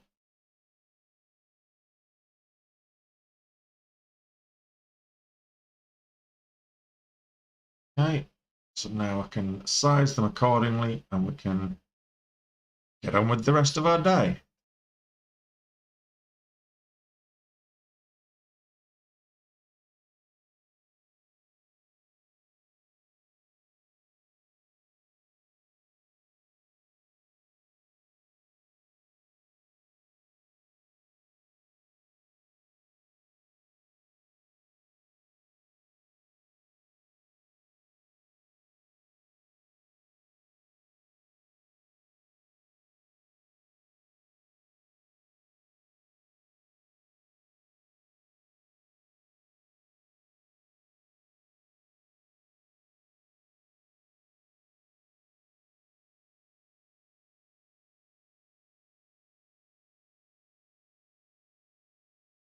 Okay, so now we've got our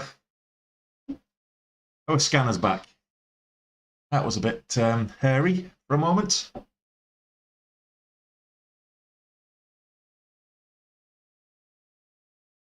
That does tend to happen. Technology is wonderful when it works. I always say that. Right. Sure, I saw DWAC pop up then. I did. On the volume. Wanted to see why it popped up. Without a trump card, CF Acquisition Corps is risky. Digital World Acquisition sinks, down 38% over the last week. So just basically being mentioned in the press. And that's why people are looking at buying it on a discount, I think. Okay, so DWAC popped up on the press release there. Nothing significant. It's going to sell off again. Becky is sold off. Cooper Software sold off. Oh, we're testing this resistance level of 75 here. Might $3 spread. I'm not going to trade that. Dollar spread, $3. No, I'm not going to trade that. I'm so tempted to trade it, but I'm not going to trade it. It's too risky.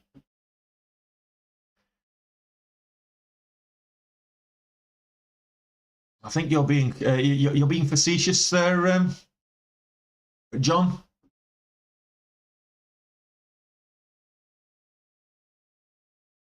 Have a look at.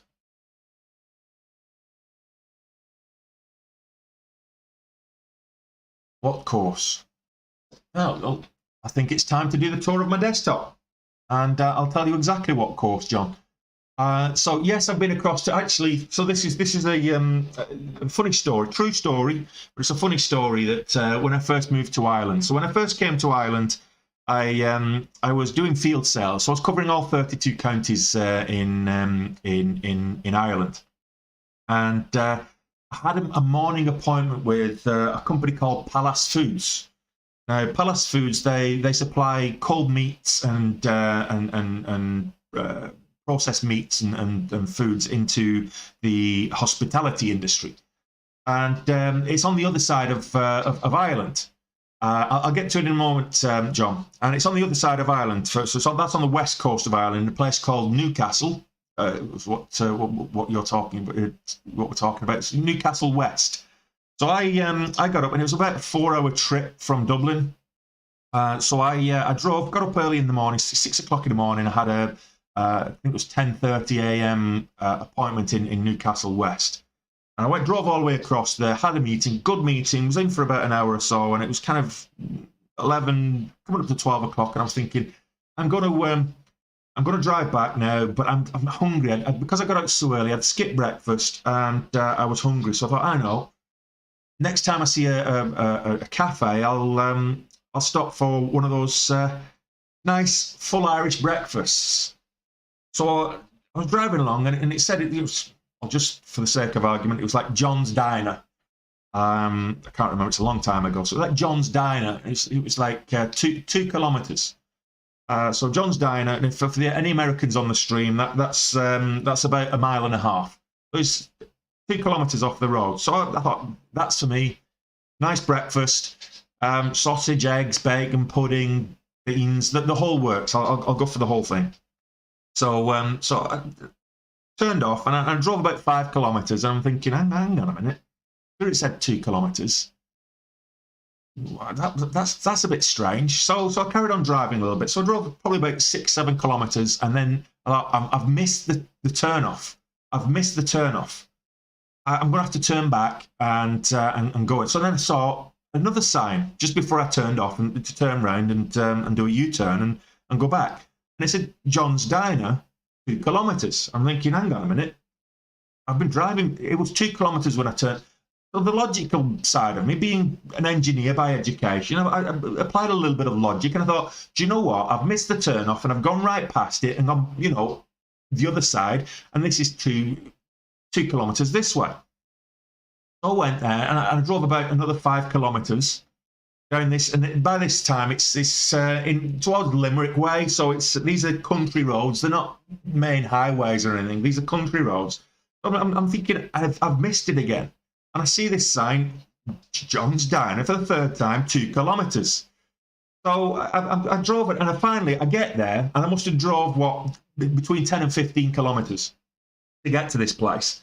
And I was a bit miffed, because this is before GPS. I was a bit miffed that I'd driven this, it said 2 kilometers. I was hungry. I could have been well on the way and turned off a motorway services or something, So I got in there. I had a nice pot of tea, and I ordered my breakfast. And the guy is reading his paper. It's a restaurant, but he's at the bar, and he's reading his paper. So I'm like, "Are you John?" It's the owner, and he went, "Yeah." I said, "Do you mind me asking?" I was on the main Dublin road, and I saw the sign, and it said 2 kilometers, and I say, "It must be at least 12 kilometers." Probably 15 before I got here. What gives with that? And I swear this is his answer, and you will only ever get this in Ireland. His answer was, Yeah, sure, if I put 15 kilometers on there, you'd never turned off, would you? I mean, I couldn't even, I kind of one of those jaw drop moments because he was right. I would never have turned off. But if I said 15 kilometers to this cafe, I never would have turned off. So he was right. But you would only get that kind of logic in Ireland. I mean, I probably could have, you know, done it with the, you know, wrong advertising or something. But go figure. Go figure. That's Ireland for you. Anyway, the course. I'll pull it up here. So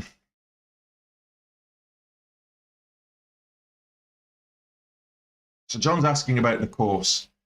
I'm going to show John the course. If you want to know where the course is, this is me. This is my face. You go into my profile and you click on the link. You click on this thing here. What I'll do is I'll just make this a bit smaller so you can actually see this better. Okay, so this is the link, and if you click on the link there, it will open a little thing like that. If it does that, just click anyway, and it brings you to my link tree. So the link tree looks like this. This big purple pink thing. I'm comfortable in my masculinity, so I don't mind the pink. But if you, the very first thing on the top is click that, and it brings you to Day Trade with me, Day Trade with Tony.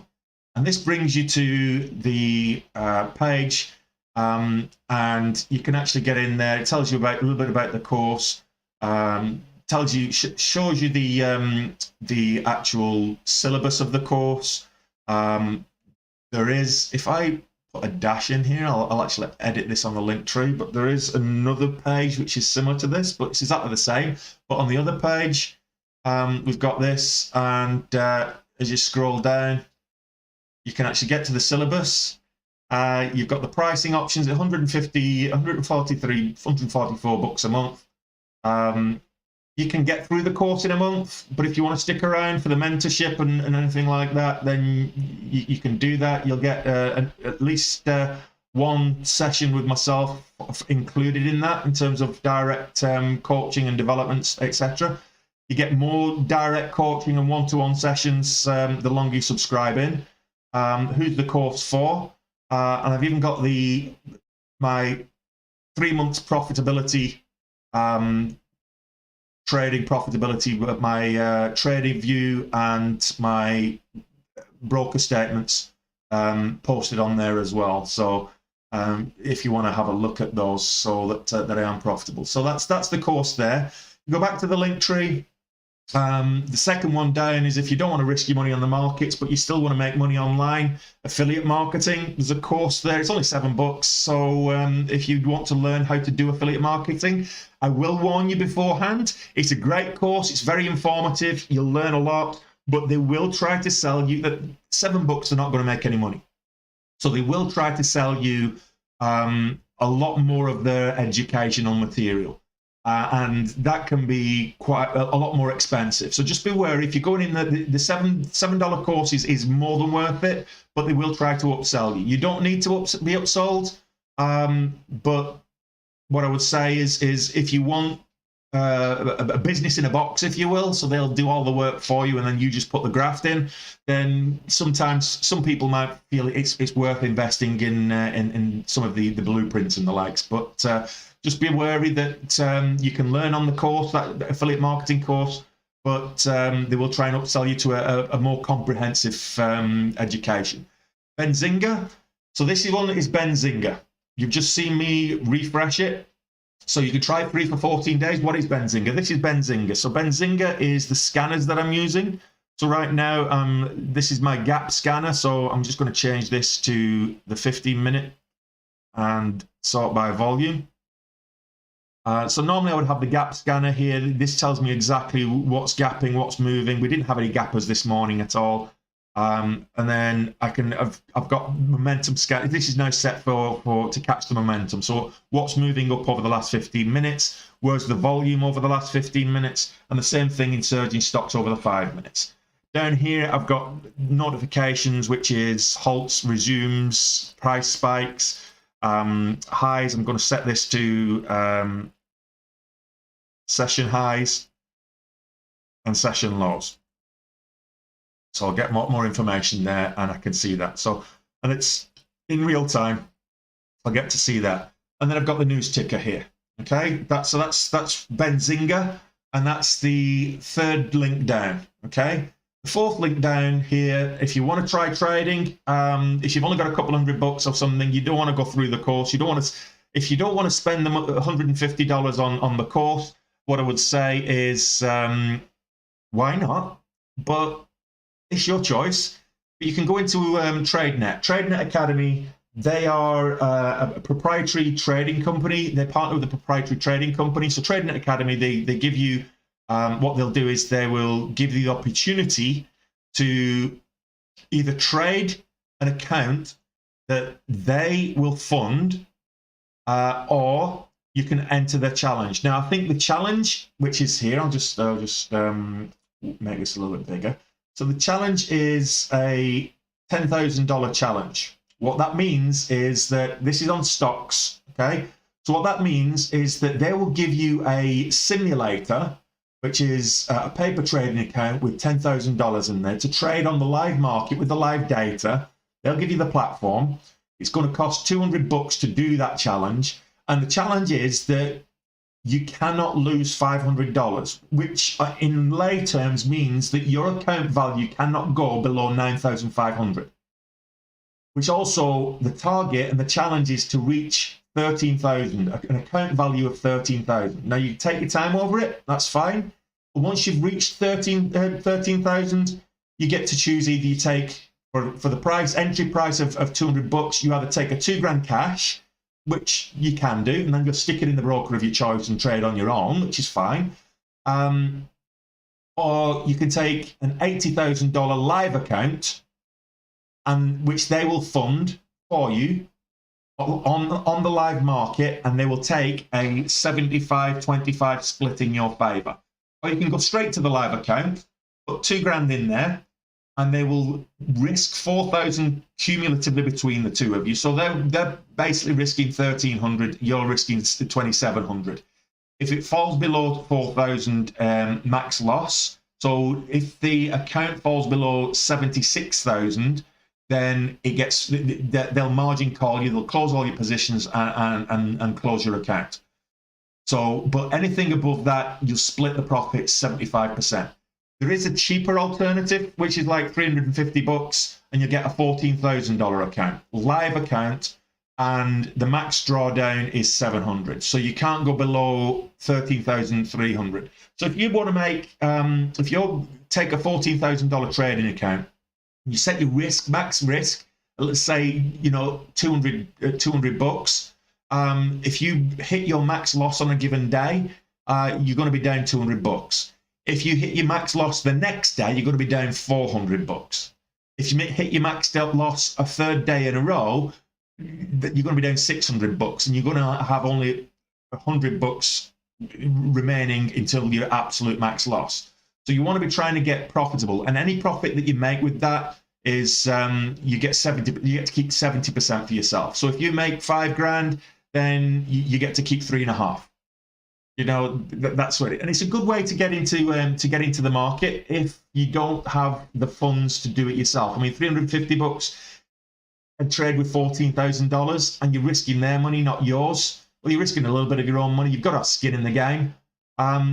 If you prefer crypto, there's the same company, but they'll do it with crypto. So if you look at this from a crypto perspective, the options are a $10,000 crypto account or a $60,000 crypto account, and you can. It costs a little bit more, but if you look at what they're risking, effectively, you're risking on the big $60,000 account, you risk just over $2,000.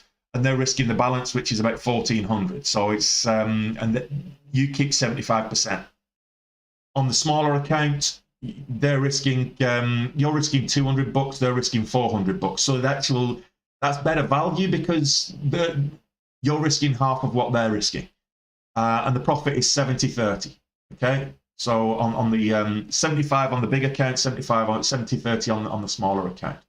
So if I go back up to what it actually is, They don't take 100% of the risk. Let's face it, they're not. They're taking about 70% of the risk in theory, because and they're getting 75%. You're getting 75% of the profits. So it's a good way to get in there and try your hand at it without overly investing or extending yourself.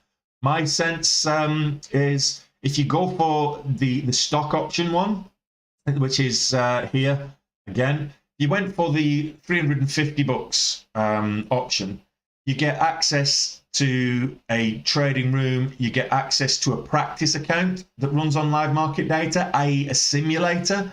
So what I would say there is for $350 one time $350, you get to hone your skills in a simulator first. So then you practice the strategies in the simulator.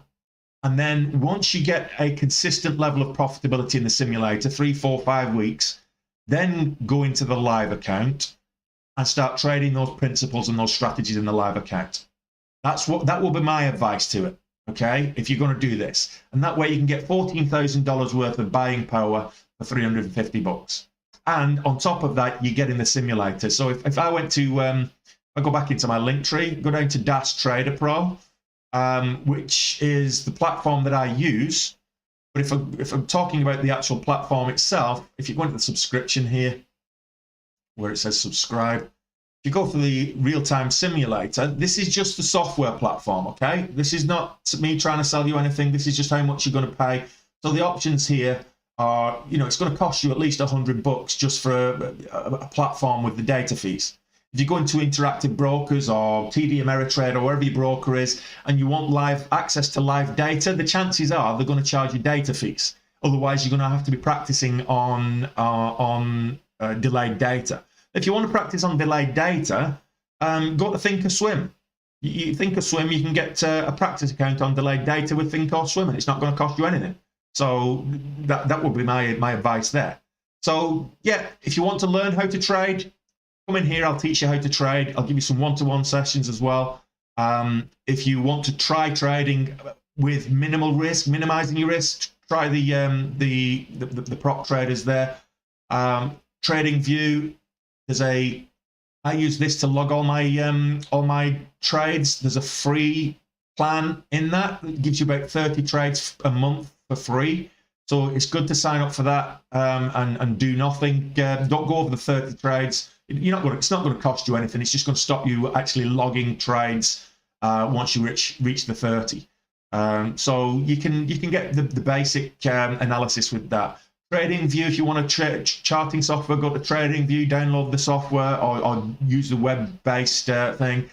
Interactive Brokers, you can get Interactive Brokers is multinational, so you're fine there as well. So that's kind of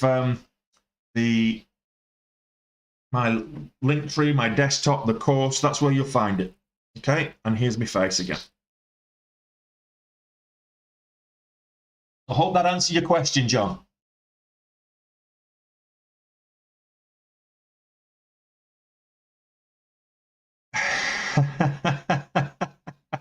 That's a good point, Alistair. I may be drinking Guinness on Thursday, being Paddy's Day. Absolutely, that could be worthwhile. So yeah, definitely an Irish mile.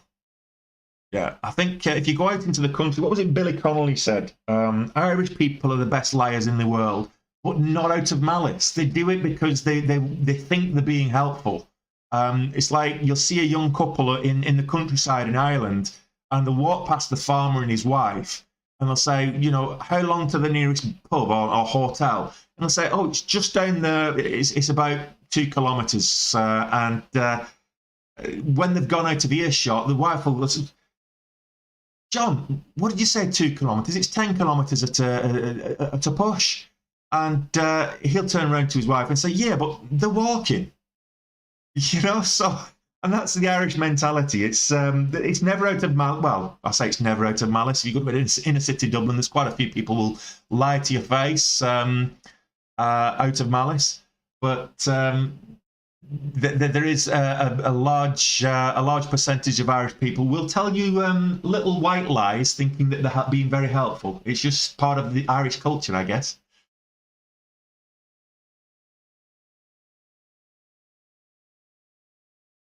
Okay, so holding a 20% loss on Alibaba, will it go down further? That's a good question. I don't know the answer to that. I can't predict the stock market, which is why I look for patterns and I look for pattern breakouts, and why I've not been trading today, because it's been very choppy and I'm not actually seeing anything setting up. So yes, I would like to think that Alibaba might make a comeback for you, but I can't say that it will.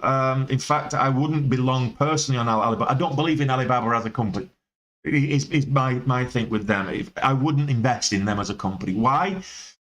Because they've got, the idea of Alibaba is not unique. There's nothing stopping someone else coming into the market and doing what they do and undercutting. There's nothing stopping anybody else coming into the market and doing it better. The fact that they are under the influence, heavy influence of the Chinese government as well, and that's why they've lost a lot of their holding, is also a bit of a worry for me. So, you know, so Agriforce is it's good volume, but it's not making the moves that I need it to make. It's still below, still down on the day, and it's below the volume weighted average, and it's the range is not moving up in a fashion that I can get behind. So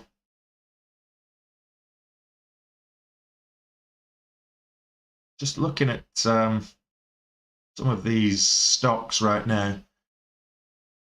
DraftKings popped to 63. Let's have a look at DraftKings.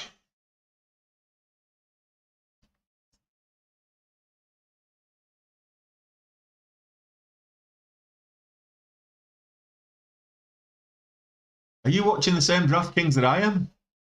DraftKings is down at kind of 15.32s. I don't know about $63.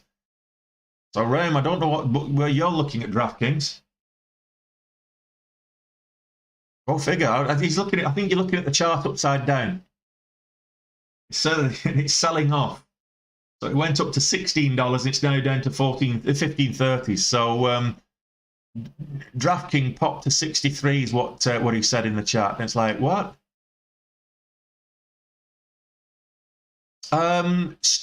Is stocks different to crypto? Like, is there stop loss and futures and stuff? So futures is different to stocks, but it's up to you whether you set a stop loss or not. So if you're swing trading, I would say always set a hard stop loss. Because if you're swing trading, very often you're not going to be sat at your desk to actually implement a mental stop. I would say the technical aspects of crypto, futures, stocks, even Forex, the technical aspects are quite similar. You can look for the technical patterns. You can even use some of the technical indicators that are universal across the board. But one of the key differences between crypto and stocks is the volume. Typically, you'll have more volume in the stocks. On the US markets, at least, you will. I'm just going to get rid of the lows here because that's it's too busy for me to be able to see. And that I need volume as day traders, as pattern breakout traders. We need volume for the setups. SPY dumping. 3 minutes. The S&P 500 just dumping. Let me just show you this. It's just absolutely tanked. Is the news? What's happening with the SPY? Let me just pull up something here. I want to see if there's news for this. Is this the is Powell on his soapbox? Okay, so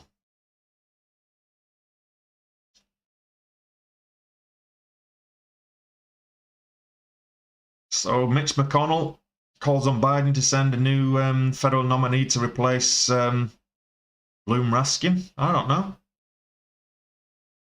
We're getting a little bit of news broke out over the last, but that's just tanked.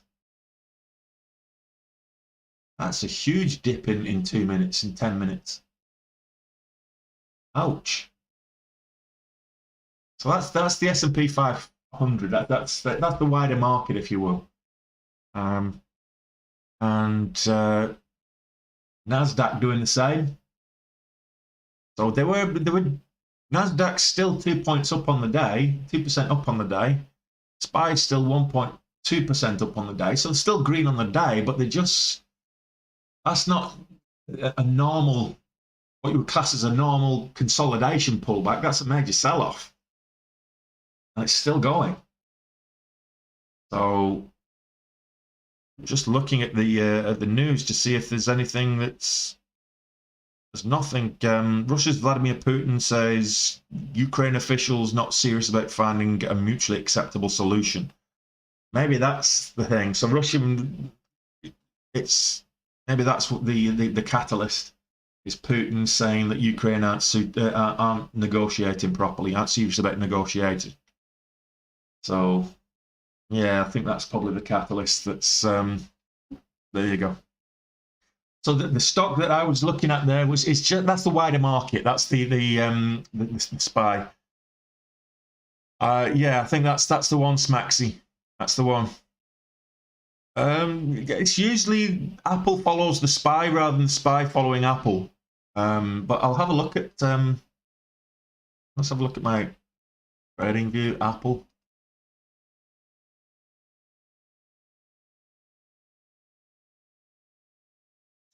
Two peas in an apple, you're great. Yeah. I want BitGet.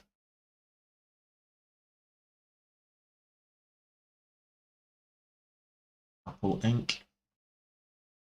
Now, so if you look at this on TradingView, this is the 1 minute. So this dumped at 5:51. Started dumping at 15:51 my time. Whereas this on the 1 minute is 11:54. Right, okay. So Apple was the leader. So you might be right there. Apple dumped first, and then the SPY followed. So you might be right there, Passion Man. Oh yeah. Oh well. Maybe that's the catalyst we need. Hopefully that's the catalyst we'll need. Maybe we'll start seeing some volatility in the market instead of all this sideways chop. Give us some movement.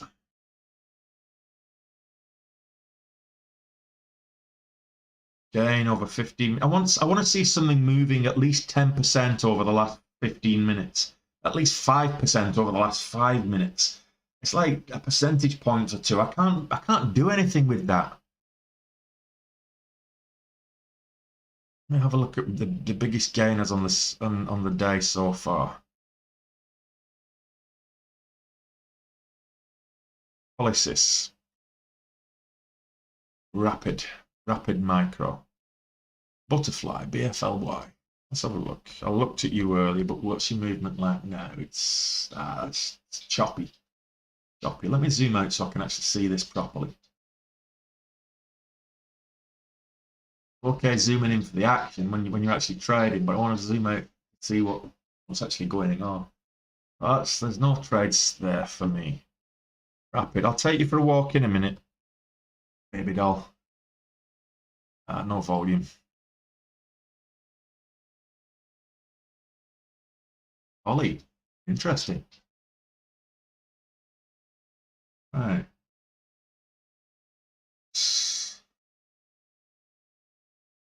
Let me have a look on a weekly. We're looking at 1689. 1689. That's the next stop for Polysys. Zoom in. So I need to, if we're going to trade this, we want to look for an entry point. Entry point would have been here. 35 maybe. Pull back. New candle to make a new high.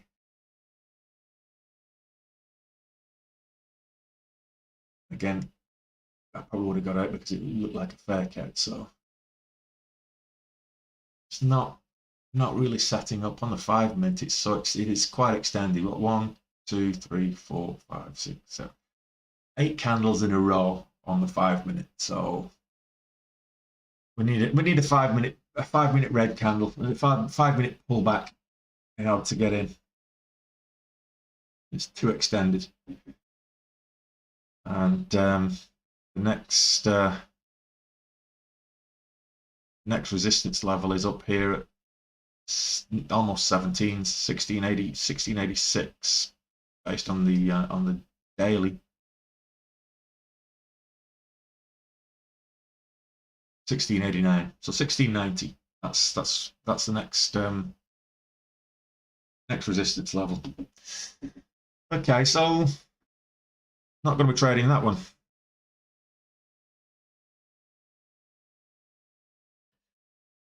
I don't trade CFDs. CFDs is actually illegal in many jurisdictions, so depending on where you're actually trading, you can't actually get access to it. So sometimes, interactive brokers, for example, will offer CFDs on certain tickers that they don't carry. The same thing with eToro or whatever. So if you go to the Netherlands, for example, and you want to trade something that interactive or eToro or whatever, only carry as a CFD, they don't actually carry the instrument itself, then you won't be able to trade it, because trading in that jurisdiction and trading CFDs is actually it's not legal in that jurisdiction. So what caused the market to drop so quick? It looks like it was the Russian announcement that Ukraine is not serious about negotiations, finding a mutually beneficial solution.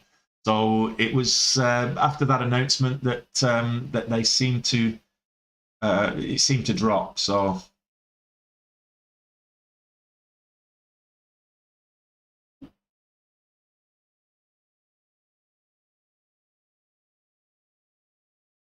just Holly.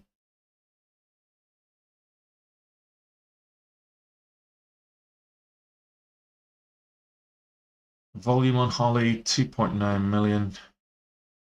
Let's have a look. Relative speaking, absolutely. Average days, a little over 500,000. So it's good relative volume as well. So Holysys automation is now on the watch list.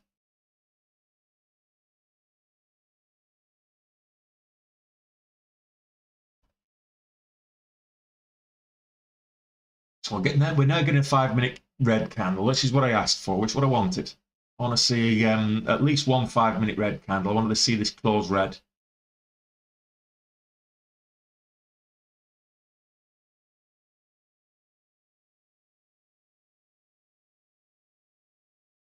Once it hits the target just under 4,000, there'll be 5 wave. Oh, okay, well, you know, good luck with that one. I hope that works out for you, Smaxy. I really do. Alex. Oh yeah, IXHL is it's extremely volatile. It's not trading on high volume per se, and it's quite a big float stock. It's just making big moves. Now, what actually happened, the reason it's making big moves from what I can see is last Thursday they announced clinical trial results for a cannabinoid product that they have for sleep apnea. So they got positive results in clinical trials for sleep apnea, treatment of sleep apnea.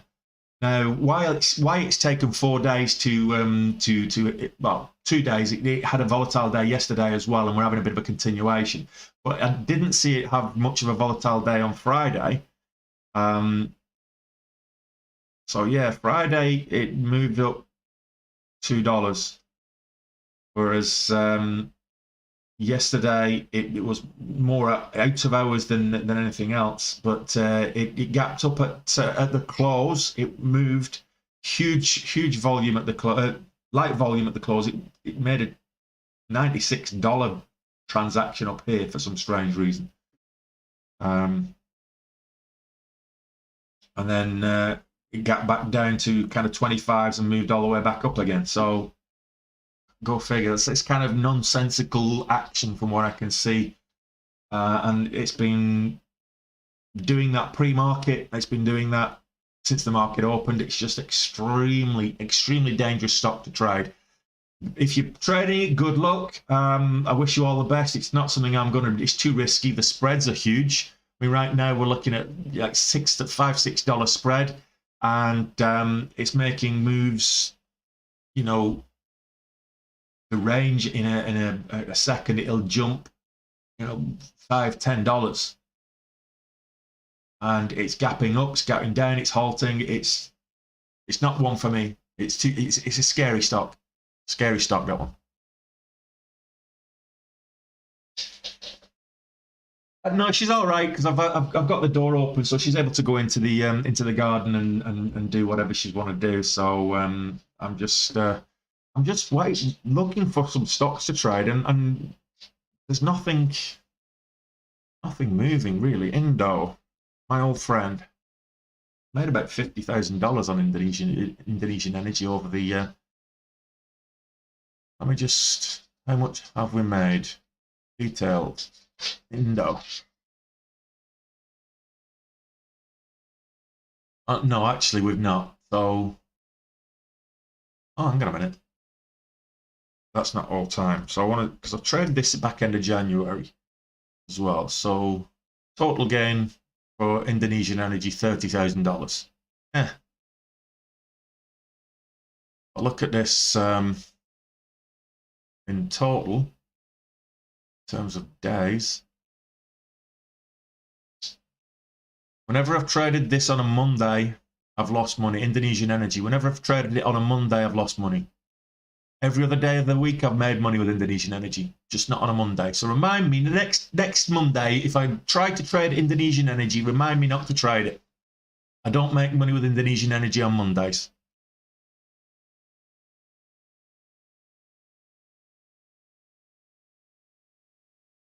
It's amazing the details you can get from TraderView. The analytics are really really informative sometimes.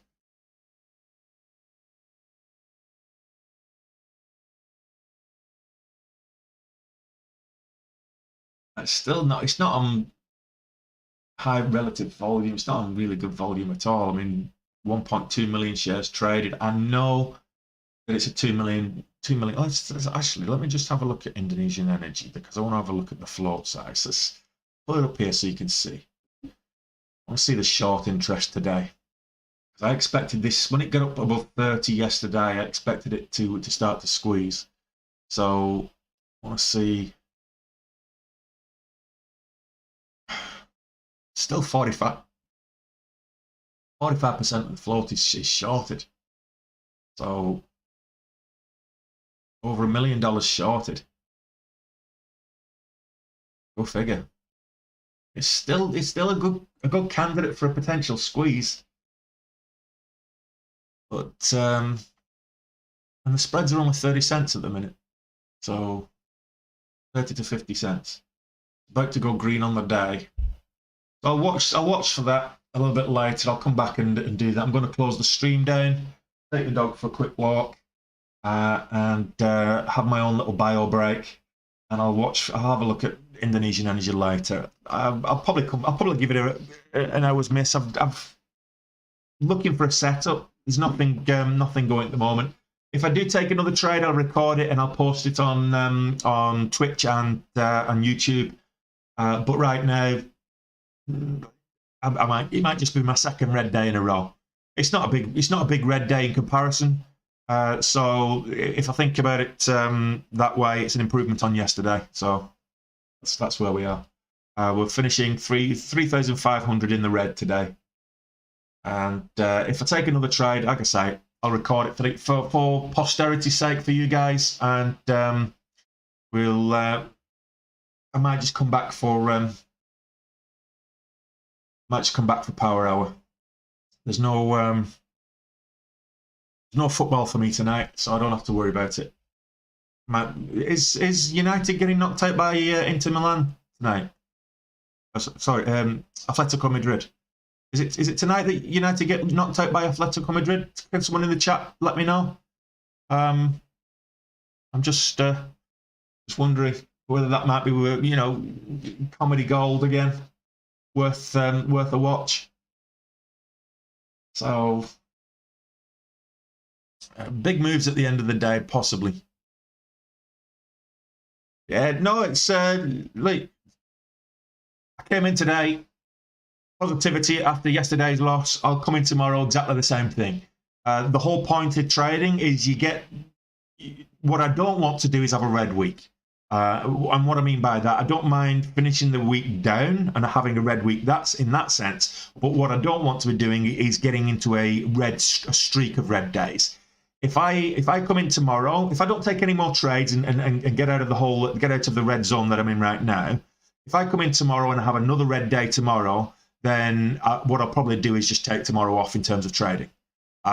Do what's affectionately known as trader rehab, and just you know, it actually smacks the. I would disagree with that. It's not hard to be a bull in a bear market, because you always get stocks that are trending against the market. There's always stocks that move, that counter trending stocks.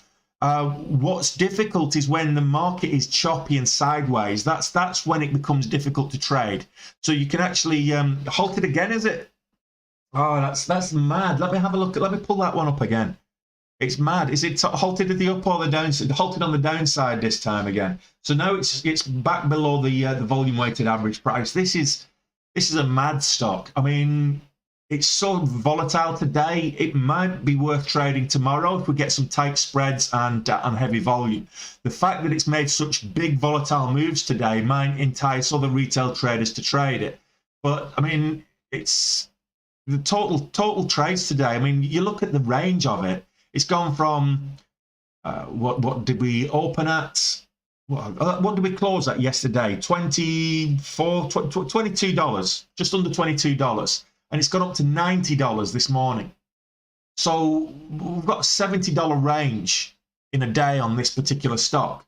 It's not even traded. You know, it's not even traded 500,000 shares yet. So it's so low volume, and it's not like it's not got the float to trade. It's a big float stock.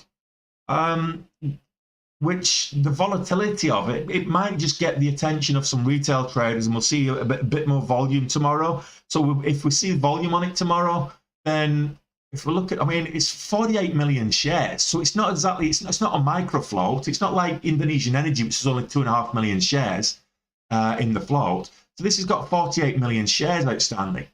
And the volume of just 500,000 shares traded so far, but a range of $70 is huge range. So it's trading, the way it's trading is so erratic. There's no entry points or anything, but I would have loved to have been trading that. The opportunity, if you're prepared to take the risk, the opportunity, there's some huge opportunity there to make money if you're prepared to take the risk. And maybe, no, I'll wait. Maybe tomorrow, maybe even later, power hour or something. We'll get a bit of volume coming on this one, and it'll start trading a bit more predictably. But the range, the opportunity, the volatility on that stock alone, if you could have got in at the early point of this close at swing trade, if you bought a swing trade last night at $22 and it went up to 90. And let's say you only bought, if you only bought 100 shares at $22, that was a good risk. That would have been a good swing trade. So you know, you made $7,000 on just 100 shares. Go figure.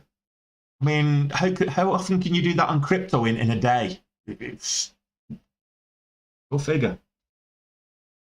No, it's a risky. I wouldn't, as a beginner trader, Michael, I wouldn't trade that at all. But as an experienced trader, do you want to take a risk with that?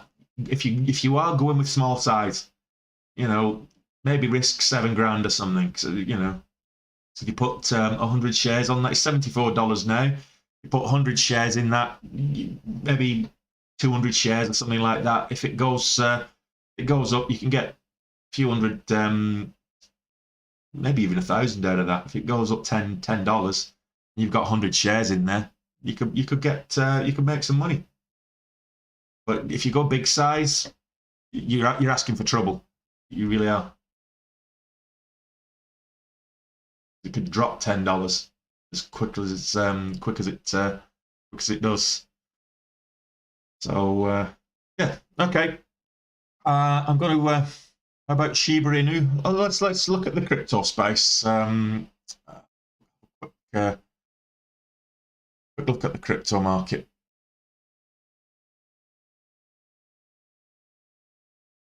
Shiba today.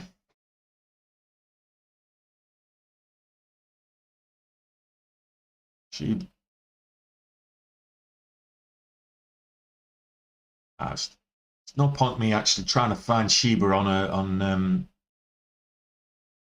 use Coinbase. Shiba on Coinbase. I like to use Coinbase. It's a good. So Shiba is it's not doing bad today as it happens. It's up at whatever that is, 100,000, 10,000, 2 millionths of a penny, 2 millionths of a dollar, whatever it is. So 4 zeros and 21. So it's up today.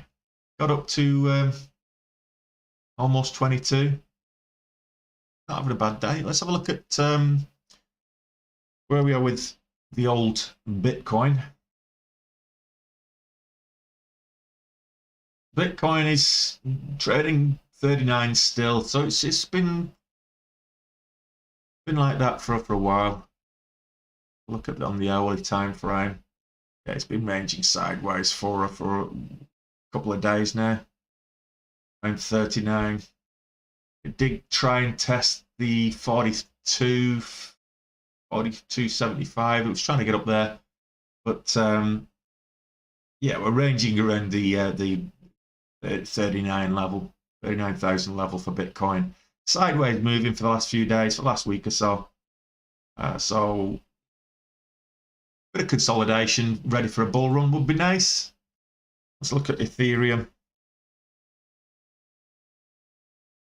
It's the same pattern. So as you would expect. I don't really want to look at this chart, but I'm going to look at it anyway. Oh, the same pattern. So it's trading sideways. That's yeah. So most crypto space is trading sideways for the last few days. So there's not a lot of volatility in the crypto space at the moment. Maybe if you get some of these altcoins, it might be.